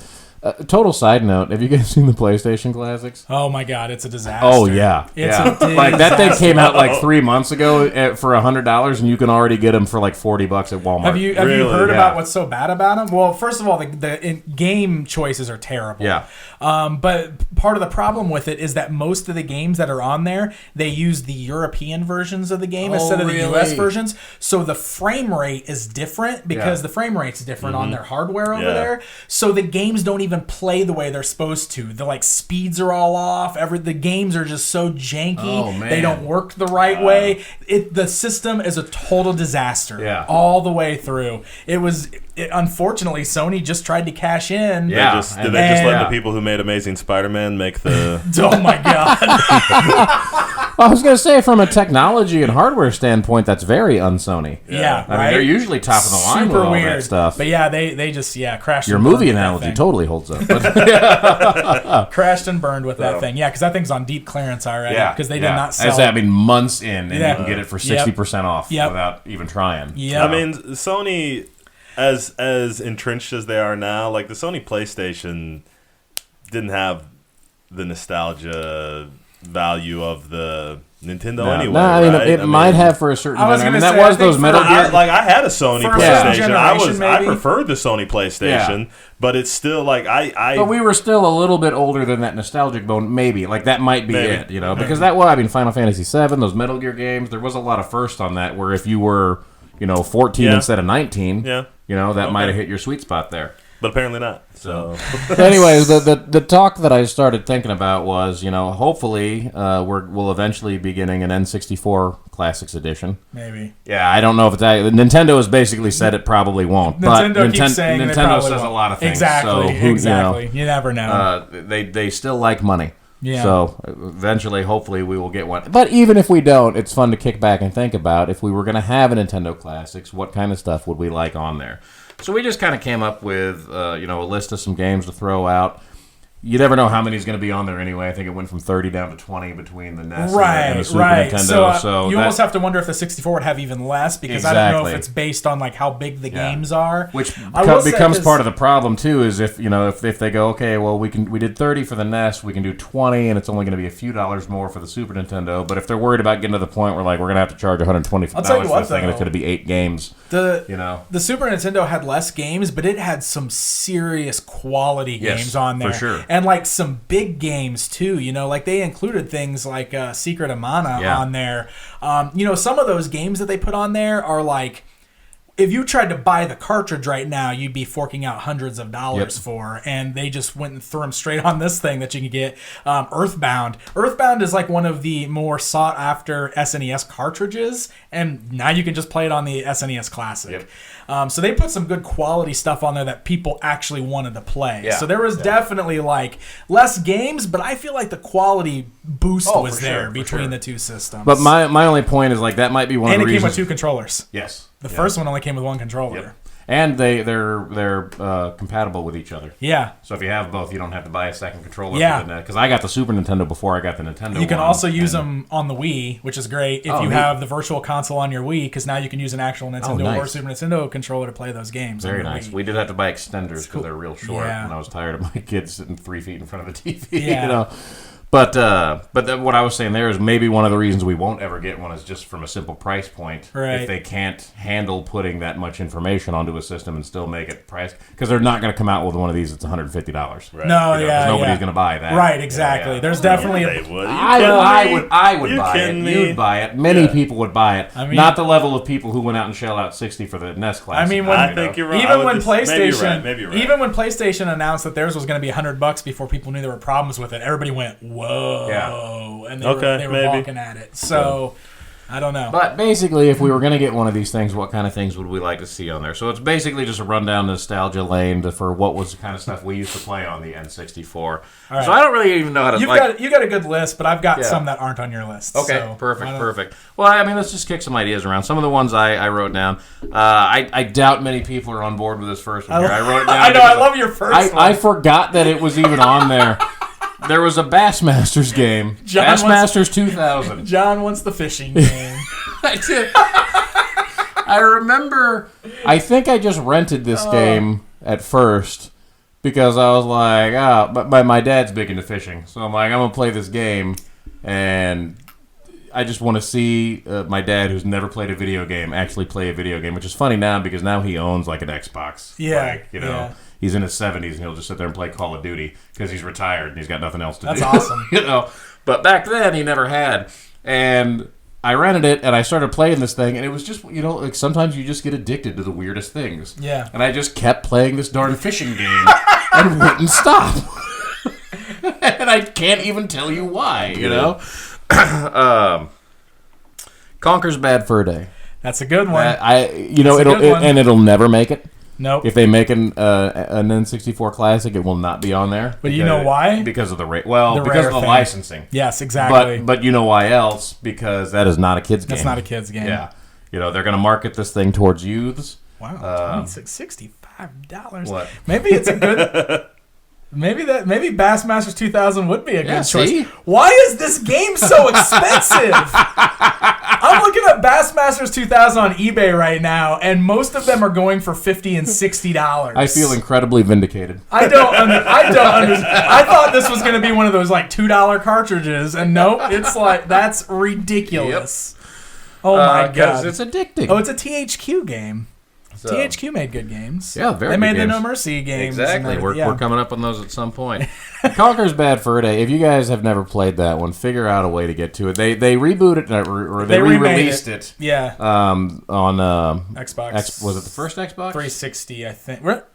Was it the first Xbox? I think it might have been. Might have been the first Xbox. Yeah. They definitely did a remake with like HD graphics. Yes, and everything. But it was the exact same game. Yeah. Just over again. Yeah. This is a game about a cartoon squirrel, but it was a game way ahead of its time. Because right now, I feel like it would fit perfectly into like the entertainment atmosphere. Yeah. But back in the mid-90s, this was almost an R-rated game. Yeah. About a cartoon squirrel wandering through movie parodies. Dude, he fights an opera-singing piece of poop. Yes, he does fight an opera-singing piece of poop. He also storms the beach at Normandy. Yeah. In a very faithful recreation of the opening scene of Saving Private Ryan, except with cartoon squirrels. Yeah. If that sounds bananas, you have no idea until you actually watch it. It would be dated a little bit now. I guess it had to be late 90s, actually, early 2000s, because it was after The Matrix. It was late 90s, Yeah. Because they did a Matrix parody in there, too. They did the Saving Private Ryan thing. They did a bunch of just pop culture stuff. And I would have thought for sure back then that this would be, we'd have 4 or 5 of these by now, and they would just keep making new ones with new pop culture references. And they never did. I know. So, which is weird to me. But if you can find a copy, find a copy. We should just get all the rare ones out of the way, because they all fall into that same bracket. And you've got 2 of them in a row. I've got others that you don't have on your list there. That's one too. Yeah, that's one too. All right. The next one's the other obvious, the main obvious one for the N64, the one everyone would want and will never get, is GoldenEye. GoldenEye. Yeah, that what put first-person shooters on the map. Basically, really. I mean, it wasn't the first one, but it's definitely the one that the multiplayer on that game is like kind of what set the pace for all future multiplayer like first-person shooters. The reason you spend hours in front of your TV with a headset on playing Call of Duty right now is because of GoldenEye, like that, or at least that's what started. We played so much GoldenEye when that thing came out. That's when you all had to be in the same room playing on the same TV. Yeah, for sure. I love that though, and it's what bums me out about being terrible at first-person shooters, because I thought I wanted to recreate that. Just go, it's like you didn't even have to be your friends. You can just go online and do this all the time. And every time I try, I just get massacred for a half an hour, and then I get bored and quit. Yeah, it's not fun for me. I just get destroyed when I get online. I have no chance. All the 12-year-olds out there can totally destroy me. Yep. I get called weird words I've never heard before. And then they call me a bunch of names, and and then I cry. I feel real bad about myself. This guy's over here crying at video games. Lame. Yeah. Do you want to get into some more of your rares, though? So Banjo-Kazooie and Banjo-Tooie. Oh, yeah. Both of those would be musts on an N64 Classic, except they can't because Microsoft owns those now. Yeah. I will say this. Microsoft and Nintendo are in a pretty good relationship right now, to the fact that they just announced that Cuphead is coming to the Switch. Are you familiar with what Cuphead is? So Cuphead is that I think I've been called that online a few times. Well, you might know it if you see what it looks like. It's that game where it's like looks like full animation, like old school, like 1930s style animation. The gameplay looks like an animated cartoon. I am now totally convinced that I have no idea what this is. Oh, well, it got super popular. It's really cool, but this game was a Microsoft exclusive game. It was only on the Xbox One, because it's a Microsoft game. Well, Microsoft and Nintendo are really playing buddy-buddy right now, because they just started doing things where, like, you can now play online against each other, whether you have a Switch or Xbox One. So, like, that's a big deal. They do, so they do online co-op against each other now. Yeah. And now they just announced that this game's coming out for the Switch, which is huge news because it was a Microsoft exclusive. Yeah. Well, so maybe now we're talking about how, like, maybe that would be totally off the table. Maybe we need this N64 Classic right now. Yeah, I was gonna say they're kind of being friends right now. They're doing a lot of things with each other. So I don't know what brought that on, but. Well, GoldenEye was just the hit of all hits. I mean, that thing broke records left and right, and then they followed it up with Tomorrow Never Dies, which was the next James Bond movie. Right. And tried to recreate that, but it was a different studio. It wasn't rare. It wasn't rare. It was not. Yeah. I mean, nope. Maybe it would have been a good game if you had never played GoldenEye, but everyone had, and it wasn't. Yeah. But Rare did a spiritual follow-up called Perfect Dark. Yes. Which was basically their next, like, they didn't have the James Bond license anymore, but they just went ahead and made the same style of game, but they made it a futuristic first-person shooter. They put some new weapons in there. Mm-hmm. It was a female-led game. You didn't get a lot of those at the time, And I think they did go on to do sequels to that, too, Yeah, right? they at least had one on the Xbox 360, I believe it was. Yeah. A lot of folks do consider that to be a better game than GoldenEye. Really? Like as far as like the gogameplay and actual game goes. Like GoldenEye was definitely like more popular and was more probably culturally, more significant. Yeah. But Perfect Dark as a game is, a lot of people look at it as a better overall game. Yep. So, I mean, that's basically what they did. They took the engine that they built for GoldenEye, but then created their own franchise off of it. Yeah. So, yeah. Was this the era that the Madden games became a thing? I don't remember playing any before. So they were definitely on the Super Nintendo. There were some Madden games. Okay. I would say Super Nintendo and Genesis had Madden games, didn't they? But I feel like they definitely got. Yeah. They probably. Well, and I think it may have also been after this when they really found their own way, because I think it might have been the next-gen systems. But Okay. I saw it coming down the list when I did, and I was like, oh, man, you sort of forget that games like Madden had an origin. Yeah. Because they're just mainstays now. Like, every year there's going to be a new, new football game that comes out. You go, or any of the sports games that are like that. But, at some point in history, there was the early editions of those that you forget exist. And so it'd be neat, just like with the NES having Tecmo Bowl. Yeah. It'd be neat to go back and play one of the old sports games, I still do that with, I love Ken Griffey Jr. Baseball on the Super Nintendo. Yep. That is like one of the best baseball games still to this day, I feel like. Yeah, that's when I was going through this list, I looked that up because I was like, man, well, Ken Griffey Jr. was a different system, but God, that game was great. It was so good. Yeah.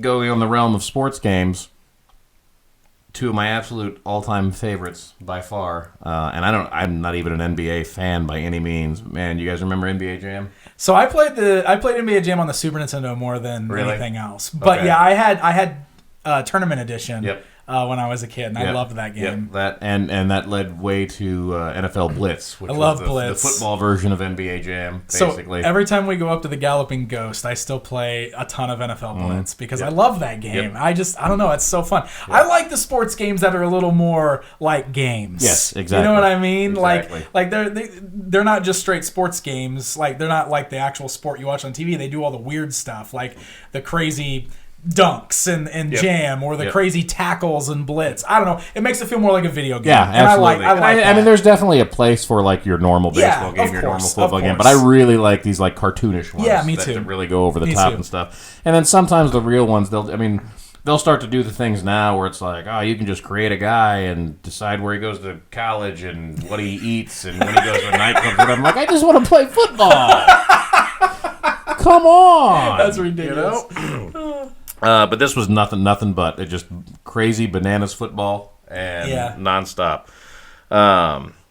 I didn't put a lot of, like I said, the main games on there, but I did, special mention has to go to a couple of the Legend of Zelda games that came out there. And I'm not a Zelda guy. I haven't even played most of these games, but I know Ocarina of Time was like... There's no way they would release that without Ocarina of Time on it. There's no way. But Majora's Mask would probably be on there, too. Yeah. You're probably right. And that was like a renaissance for the Zelda franchise. Yep. I mean, that brought it into a whole new... I mean, that's one of those franchises that could have probably fallen off. And then this just cemented it, you know? And now it is the thing where, like, every time there is a new system, it's like, well, what are they going to do with Zelda now? Because they got to do something new and creative, and they got to keep up with that. And obviously, there was Mega Man games on there.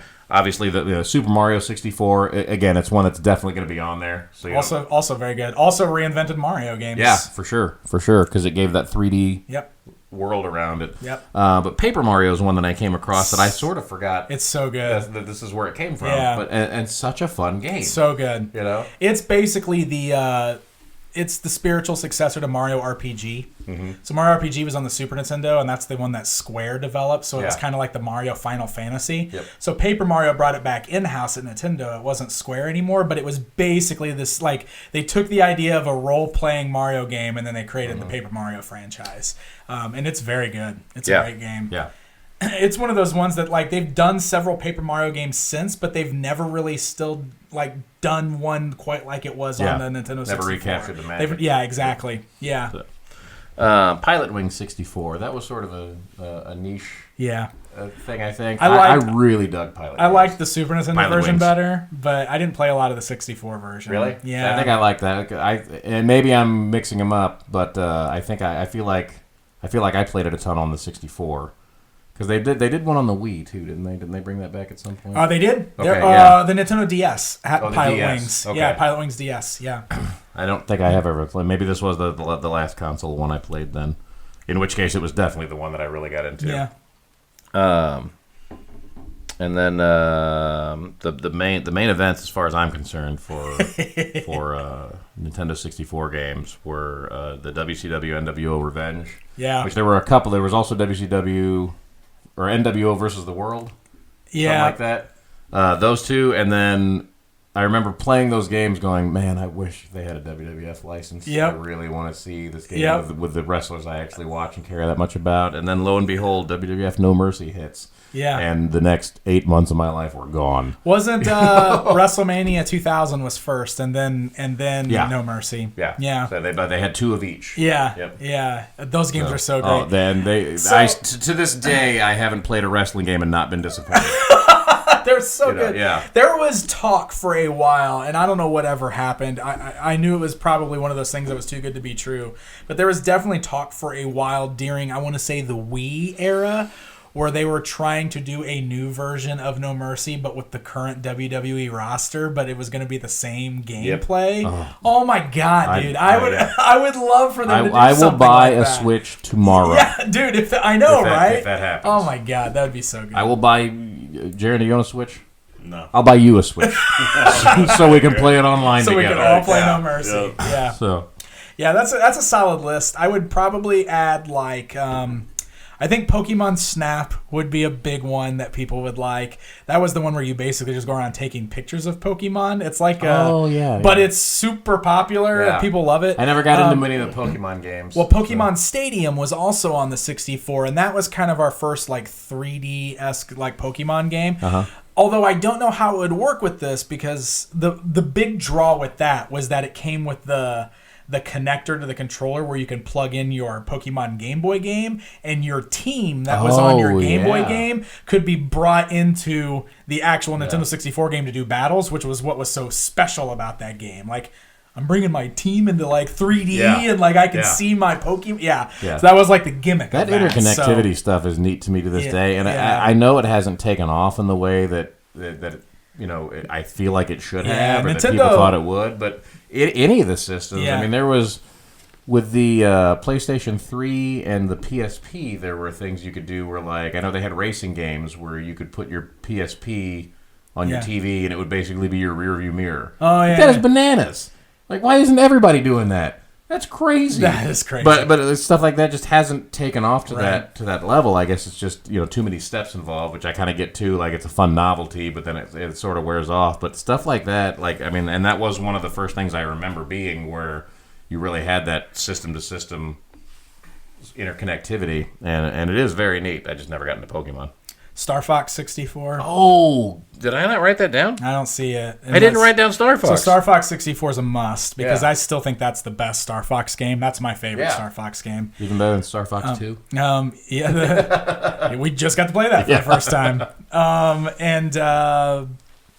What was the other one that was just on the top of my head that I was just going to say? I can't remember.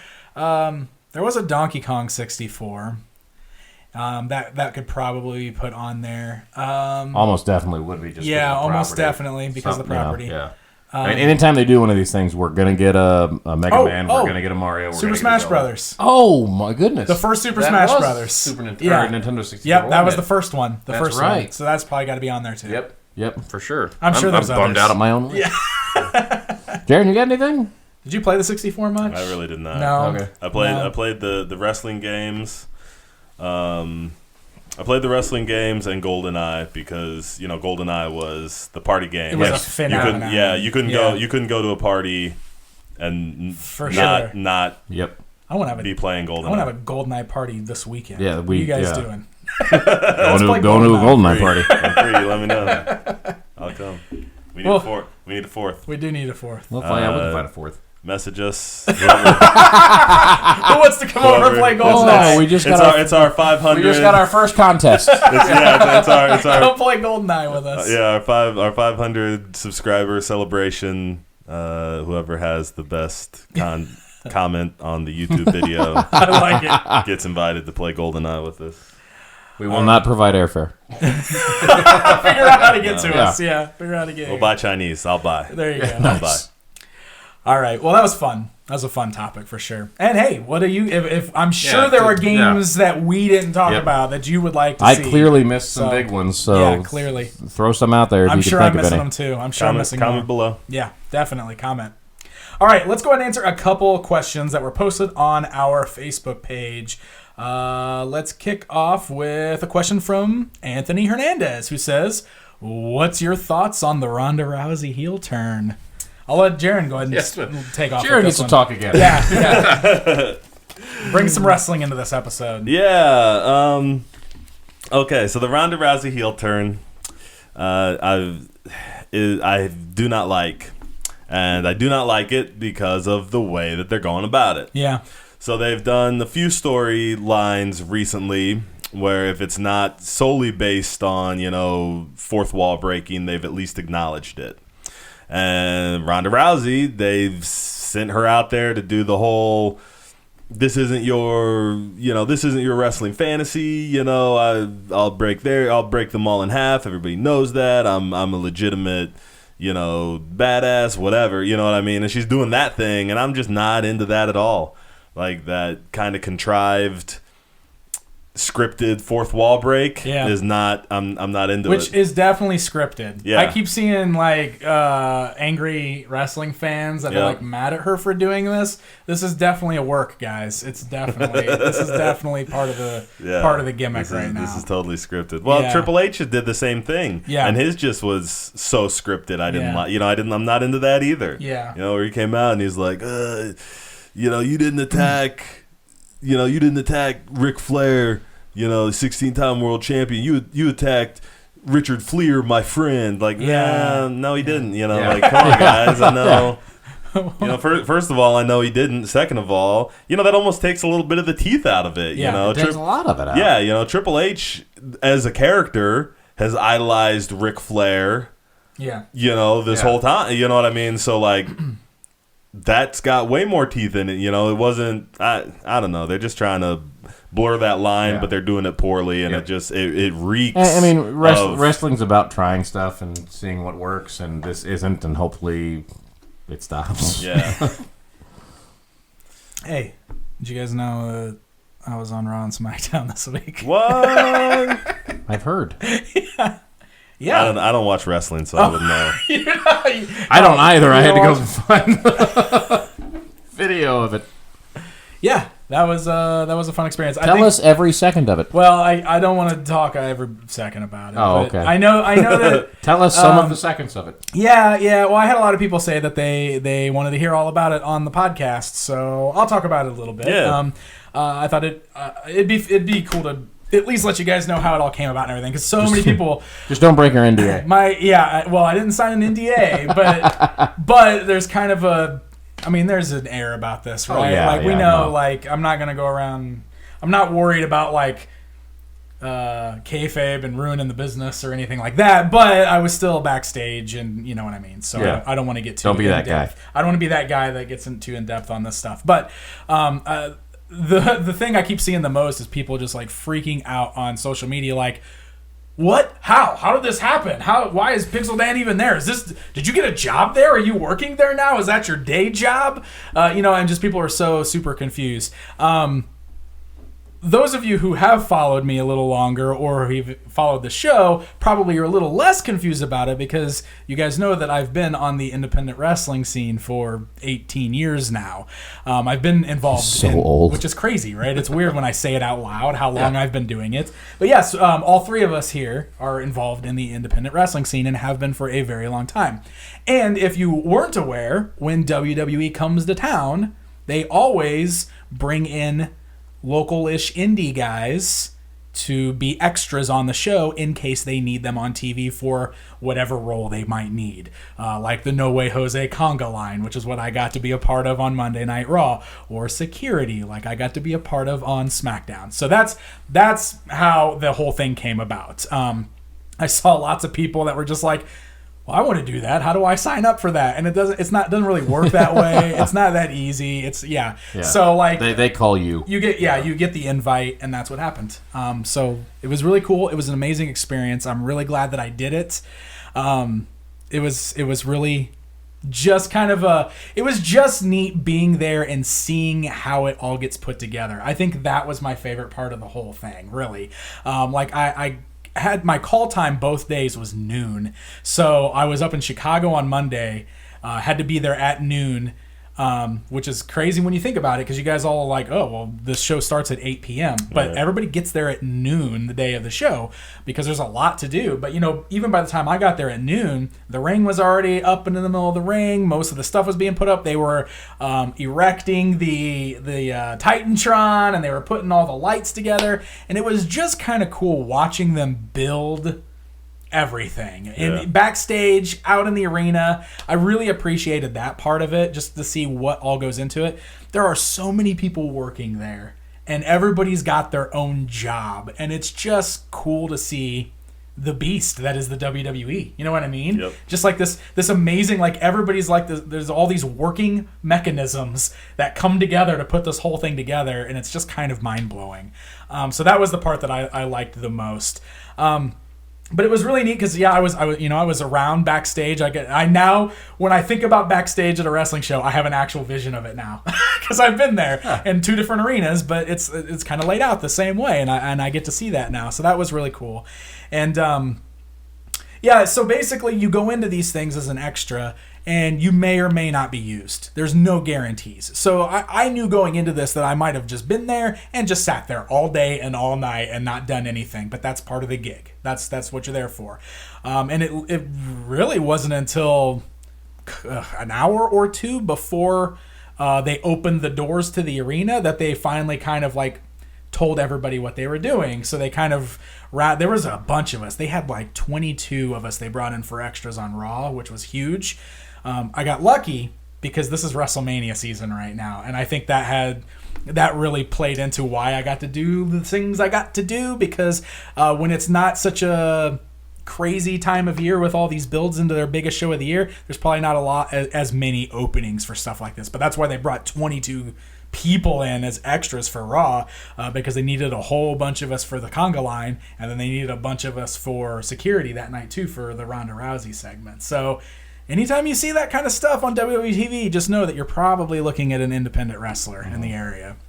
But it was just a really great experience. Everybody was awesome. Everybody that I interacted with was great. Is it true that Becky Lynch actually hates you, and that's why she threw you in? It must be. I don't even know why that happened. She was just like, you're dead right before we went out there. I was like, what? And then she just threw me into that barricade. It was crazy. She gave it to you too. Yeah, she did. Yeah, it was awesome. It was so awesome. I'm not even gonna lie. Raw was great because the conga line segment was so much fun to be a part of. The whole thing was awesome, and like I was just like kind of floating when I left there that night because I got so much TV time. It was nuts. You just like through that whole match, I'm just like right there wearing my shiny purple Spencer Powers jacket. Yeah. That was my other favorite thing. Yeah. They told me to wear something colorful, so I just brought my Spencer Powers gear and I just got to wear it on TV.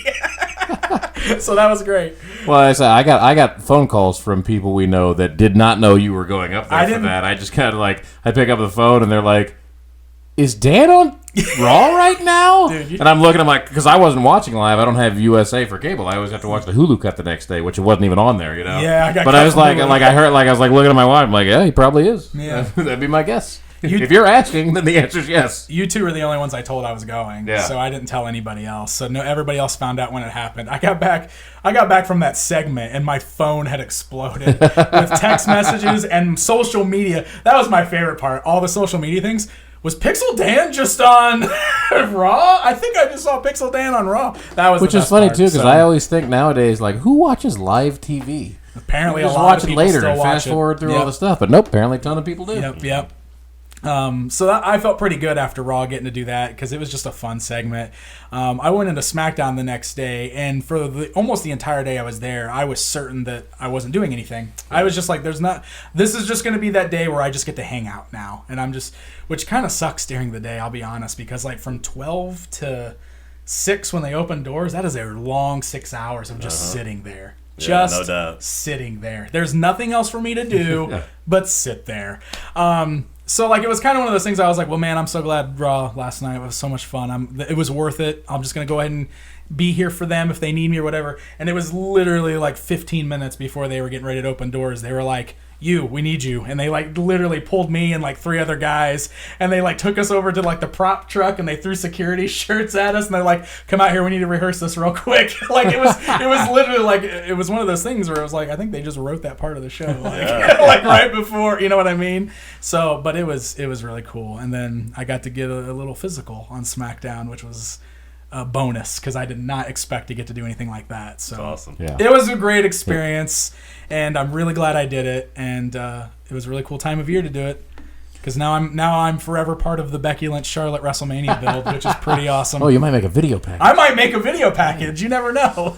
Yeah, if you ever get a chance to do extra work on anything, I would recommend definitely doing it. But I mean, you were 100% right about it just being a boring day. Yeah, we've gotten to do. Jared and I. I don't know, man. I had a blast. Oh yeah, like we had a ton of fun. I will say too, like I've done it a couple times. It's way more fun when your friends are there. Yeah. Because we did extra work on Batman versus Superman, which we didn't even end up going to set. Jared and I basically, they took us over to costuming. They dressed us up like the dad from Home Alone, and then we sat at a table for like 7 hours, occasionally going over to not even a great catering table. No. They had like granola bars, and granola stuff like bars that. And fruit and yogurts. And like we continental breakfast. And we just sat there and waited. And we had a couple other friends with us too. One of them actually got to go on set where they were doing so he got to see a bunch of stuff. At least didn't make the cut.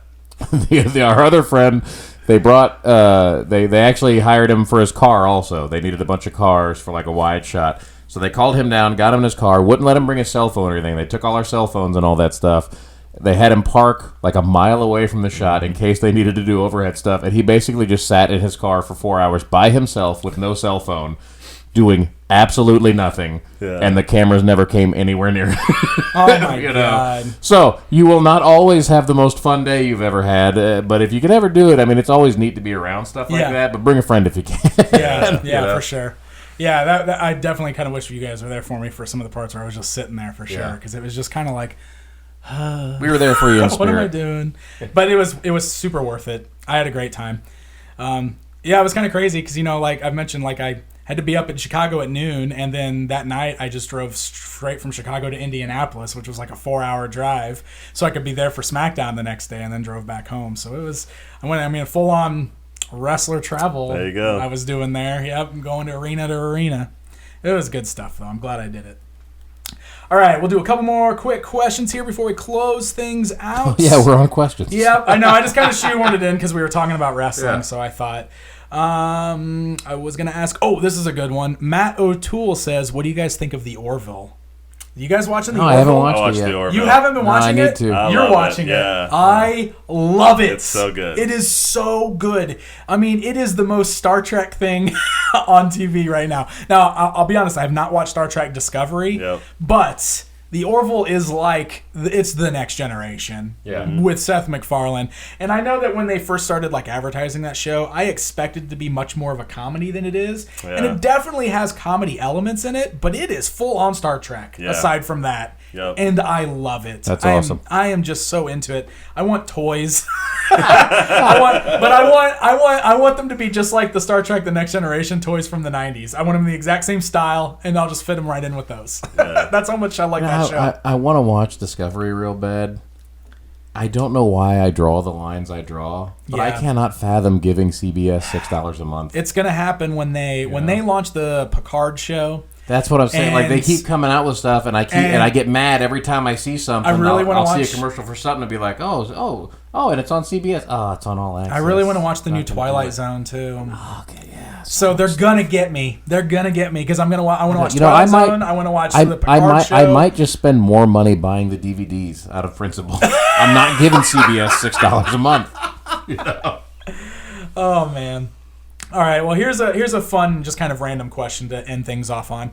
Wes R. Scott asked, music is such a big part of all things Geek Easy, from ring entrance music to toy jingles and movie soundtracks. So, what tops each of your playlists these days? I will tell you, I can answer this one bizarrely easy because I'm not always much of a music guy, and I don't know if this is the answer you're looking for or not. But I'm doing a lot of work, a lot of overtime, and a lot of just sitting in front of my computer right now, banging away on stuff, and I've got, I can have earphones or something going on, and I can't even tell you how or why, but somehow I swerved into just listening to musical soundtracks.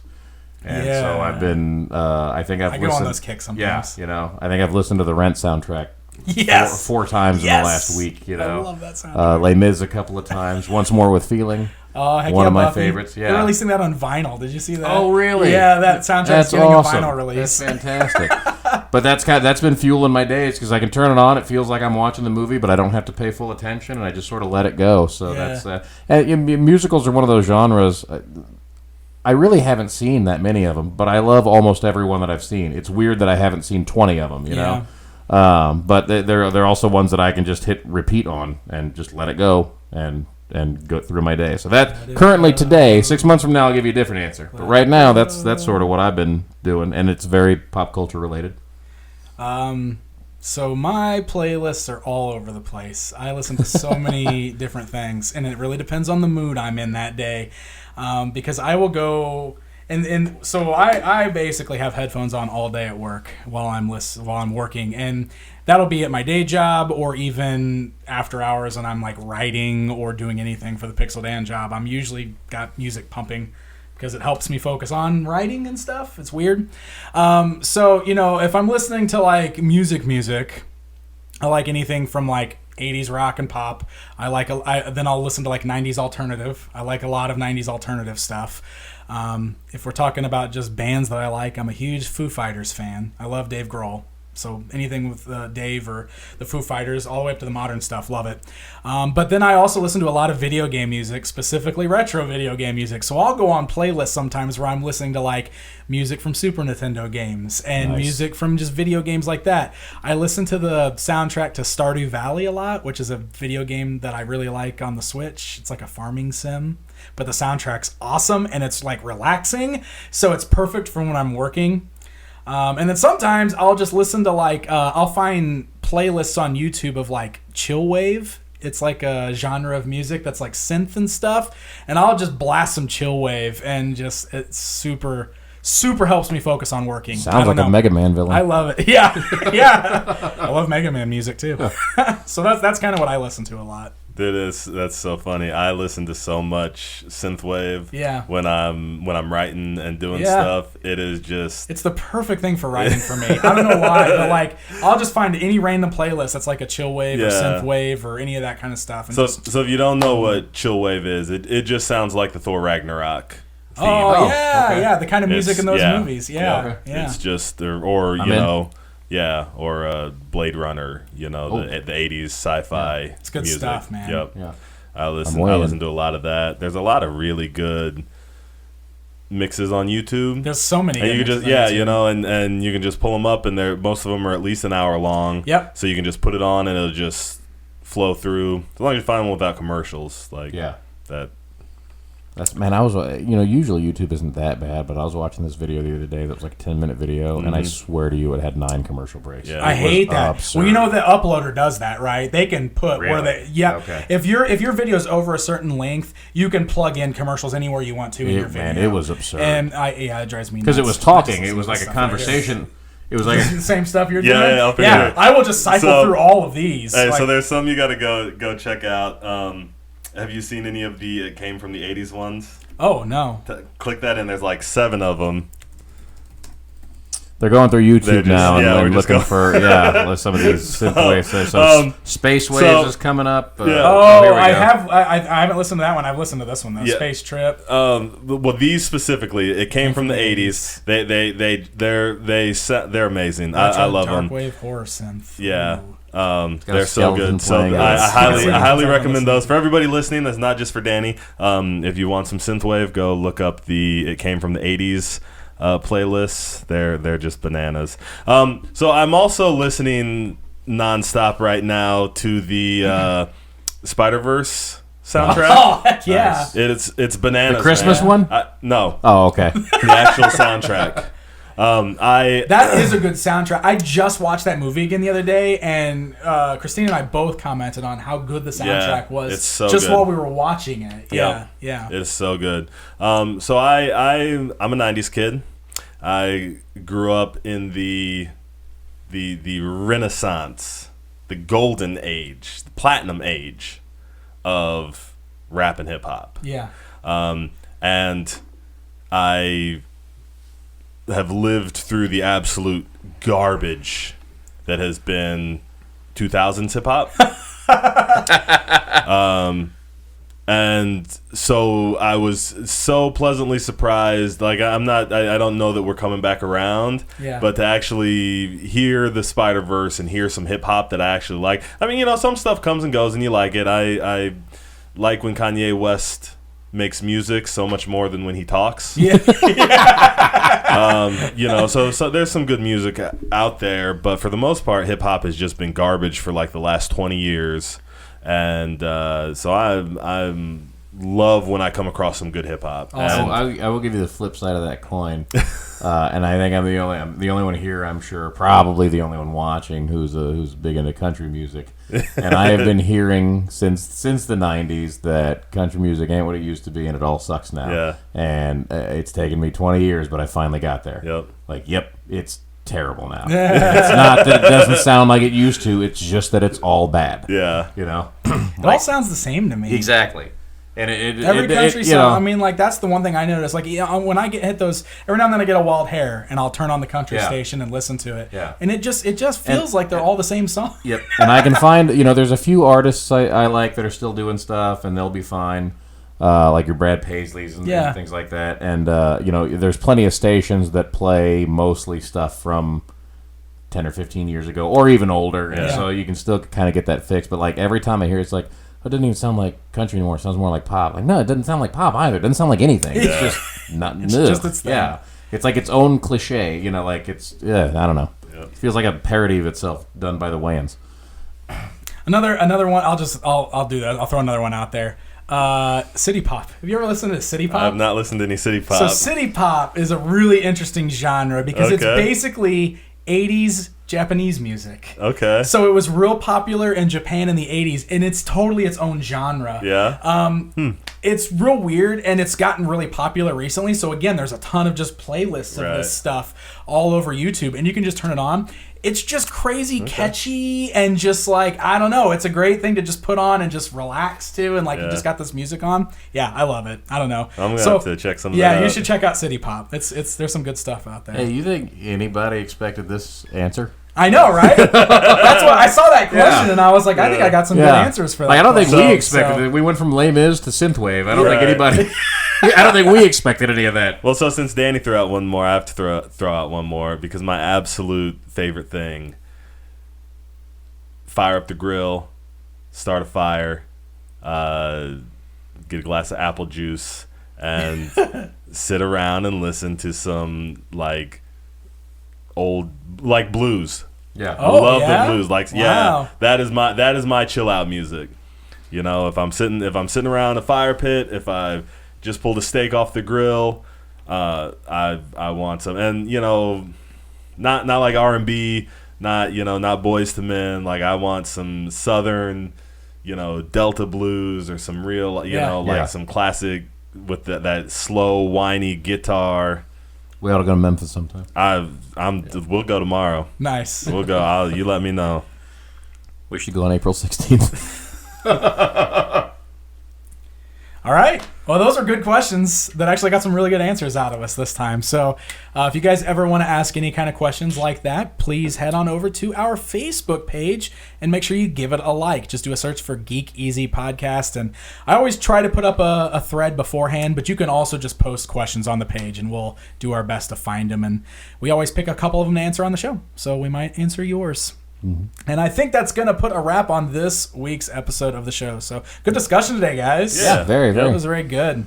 Remember to watch this is for this week. This is our main episode here, but on the off weeks, we've got our other shows, our Marvel Good Yay episodes, where we're recapping all the Marvel movies, MCU movies leading up to Avengers Endgame. We're also doing the Streak Easy podcast, which we're almost done with. Yep, we're almost done with episode. Yep, and that's reliving or re-experiencing all of the Undertaker matches through his epic WrestleMania streak. Yeah, so if it's been a lot if you're of a big fun. wrestling fan, keep an eye on those. And as always, we got the YouTube for the video channel, and then we've got what are all our audio options, Dan? So we are on iTunes, Stitcher, Google Play, and Podbean currently. And there's also a lot of apps out there that just pull from those sources. So hopefully you'll find us on whatever app you're using. I think it was recently brought to our attention that we're not on Spotify. So I guess I need to figure out how to get the podcast on Spotify because some people want to find us there. So I'll figure that out. Wherever you go, though, hit the like button. Give us a review if you would. 5 stars if you think we're worth it. Like buttons, subscribe buttons. If you find a button near our page, just go ahead and hit it. Unless it's got something pointing down. Avoid those. Still engagement, whatever. Yeah. Fair enough. Yeah. That's better than hitting nothing. That's right. But worse than hitting the up buttons. All right, cool. All right, guys, well, that's going to wrap up another episode of the Geek Easy podcast. So until next time, take care, my friends. The Geek Easy podcast is a production of PixelDan.com. Musical tracks used in the intro and outro are used with full permission of the respective owners or creators. Intro and outro narrations are provided by me, Brian T. Stevenson. PixelDan.com's The Geek Easy podcast is provided for entertainment purposes only. The views expressed are those solely of the hosts or guests and do not necessarily represent those of PixelDan.com or any other party. Be sure to join us next time for another installment of the Geek Easy podcast.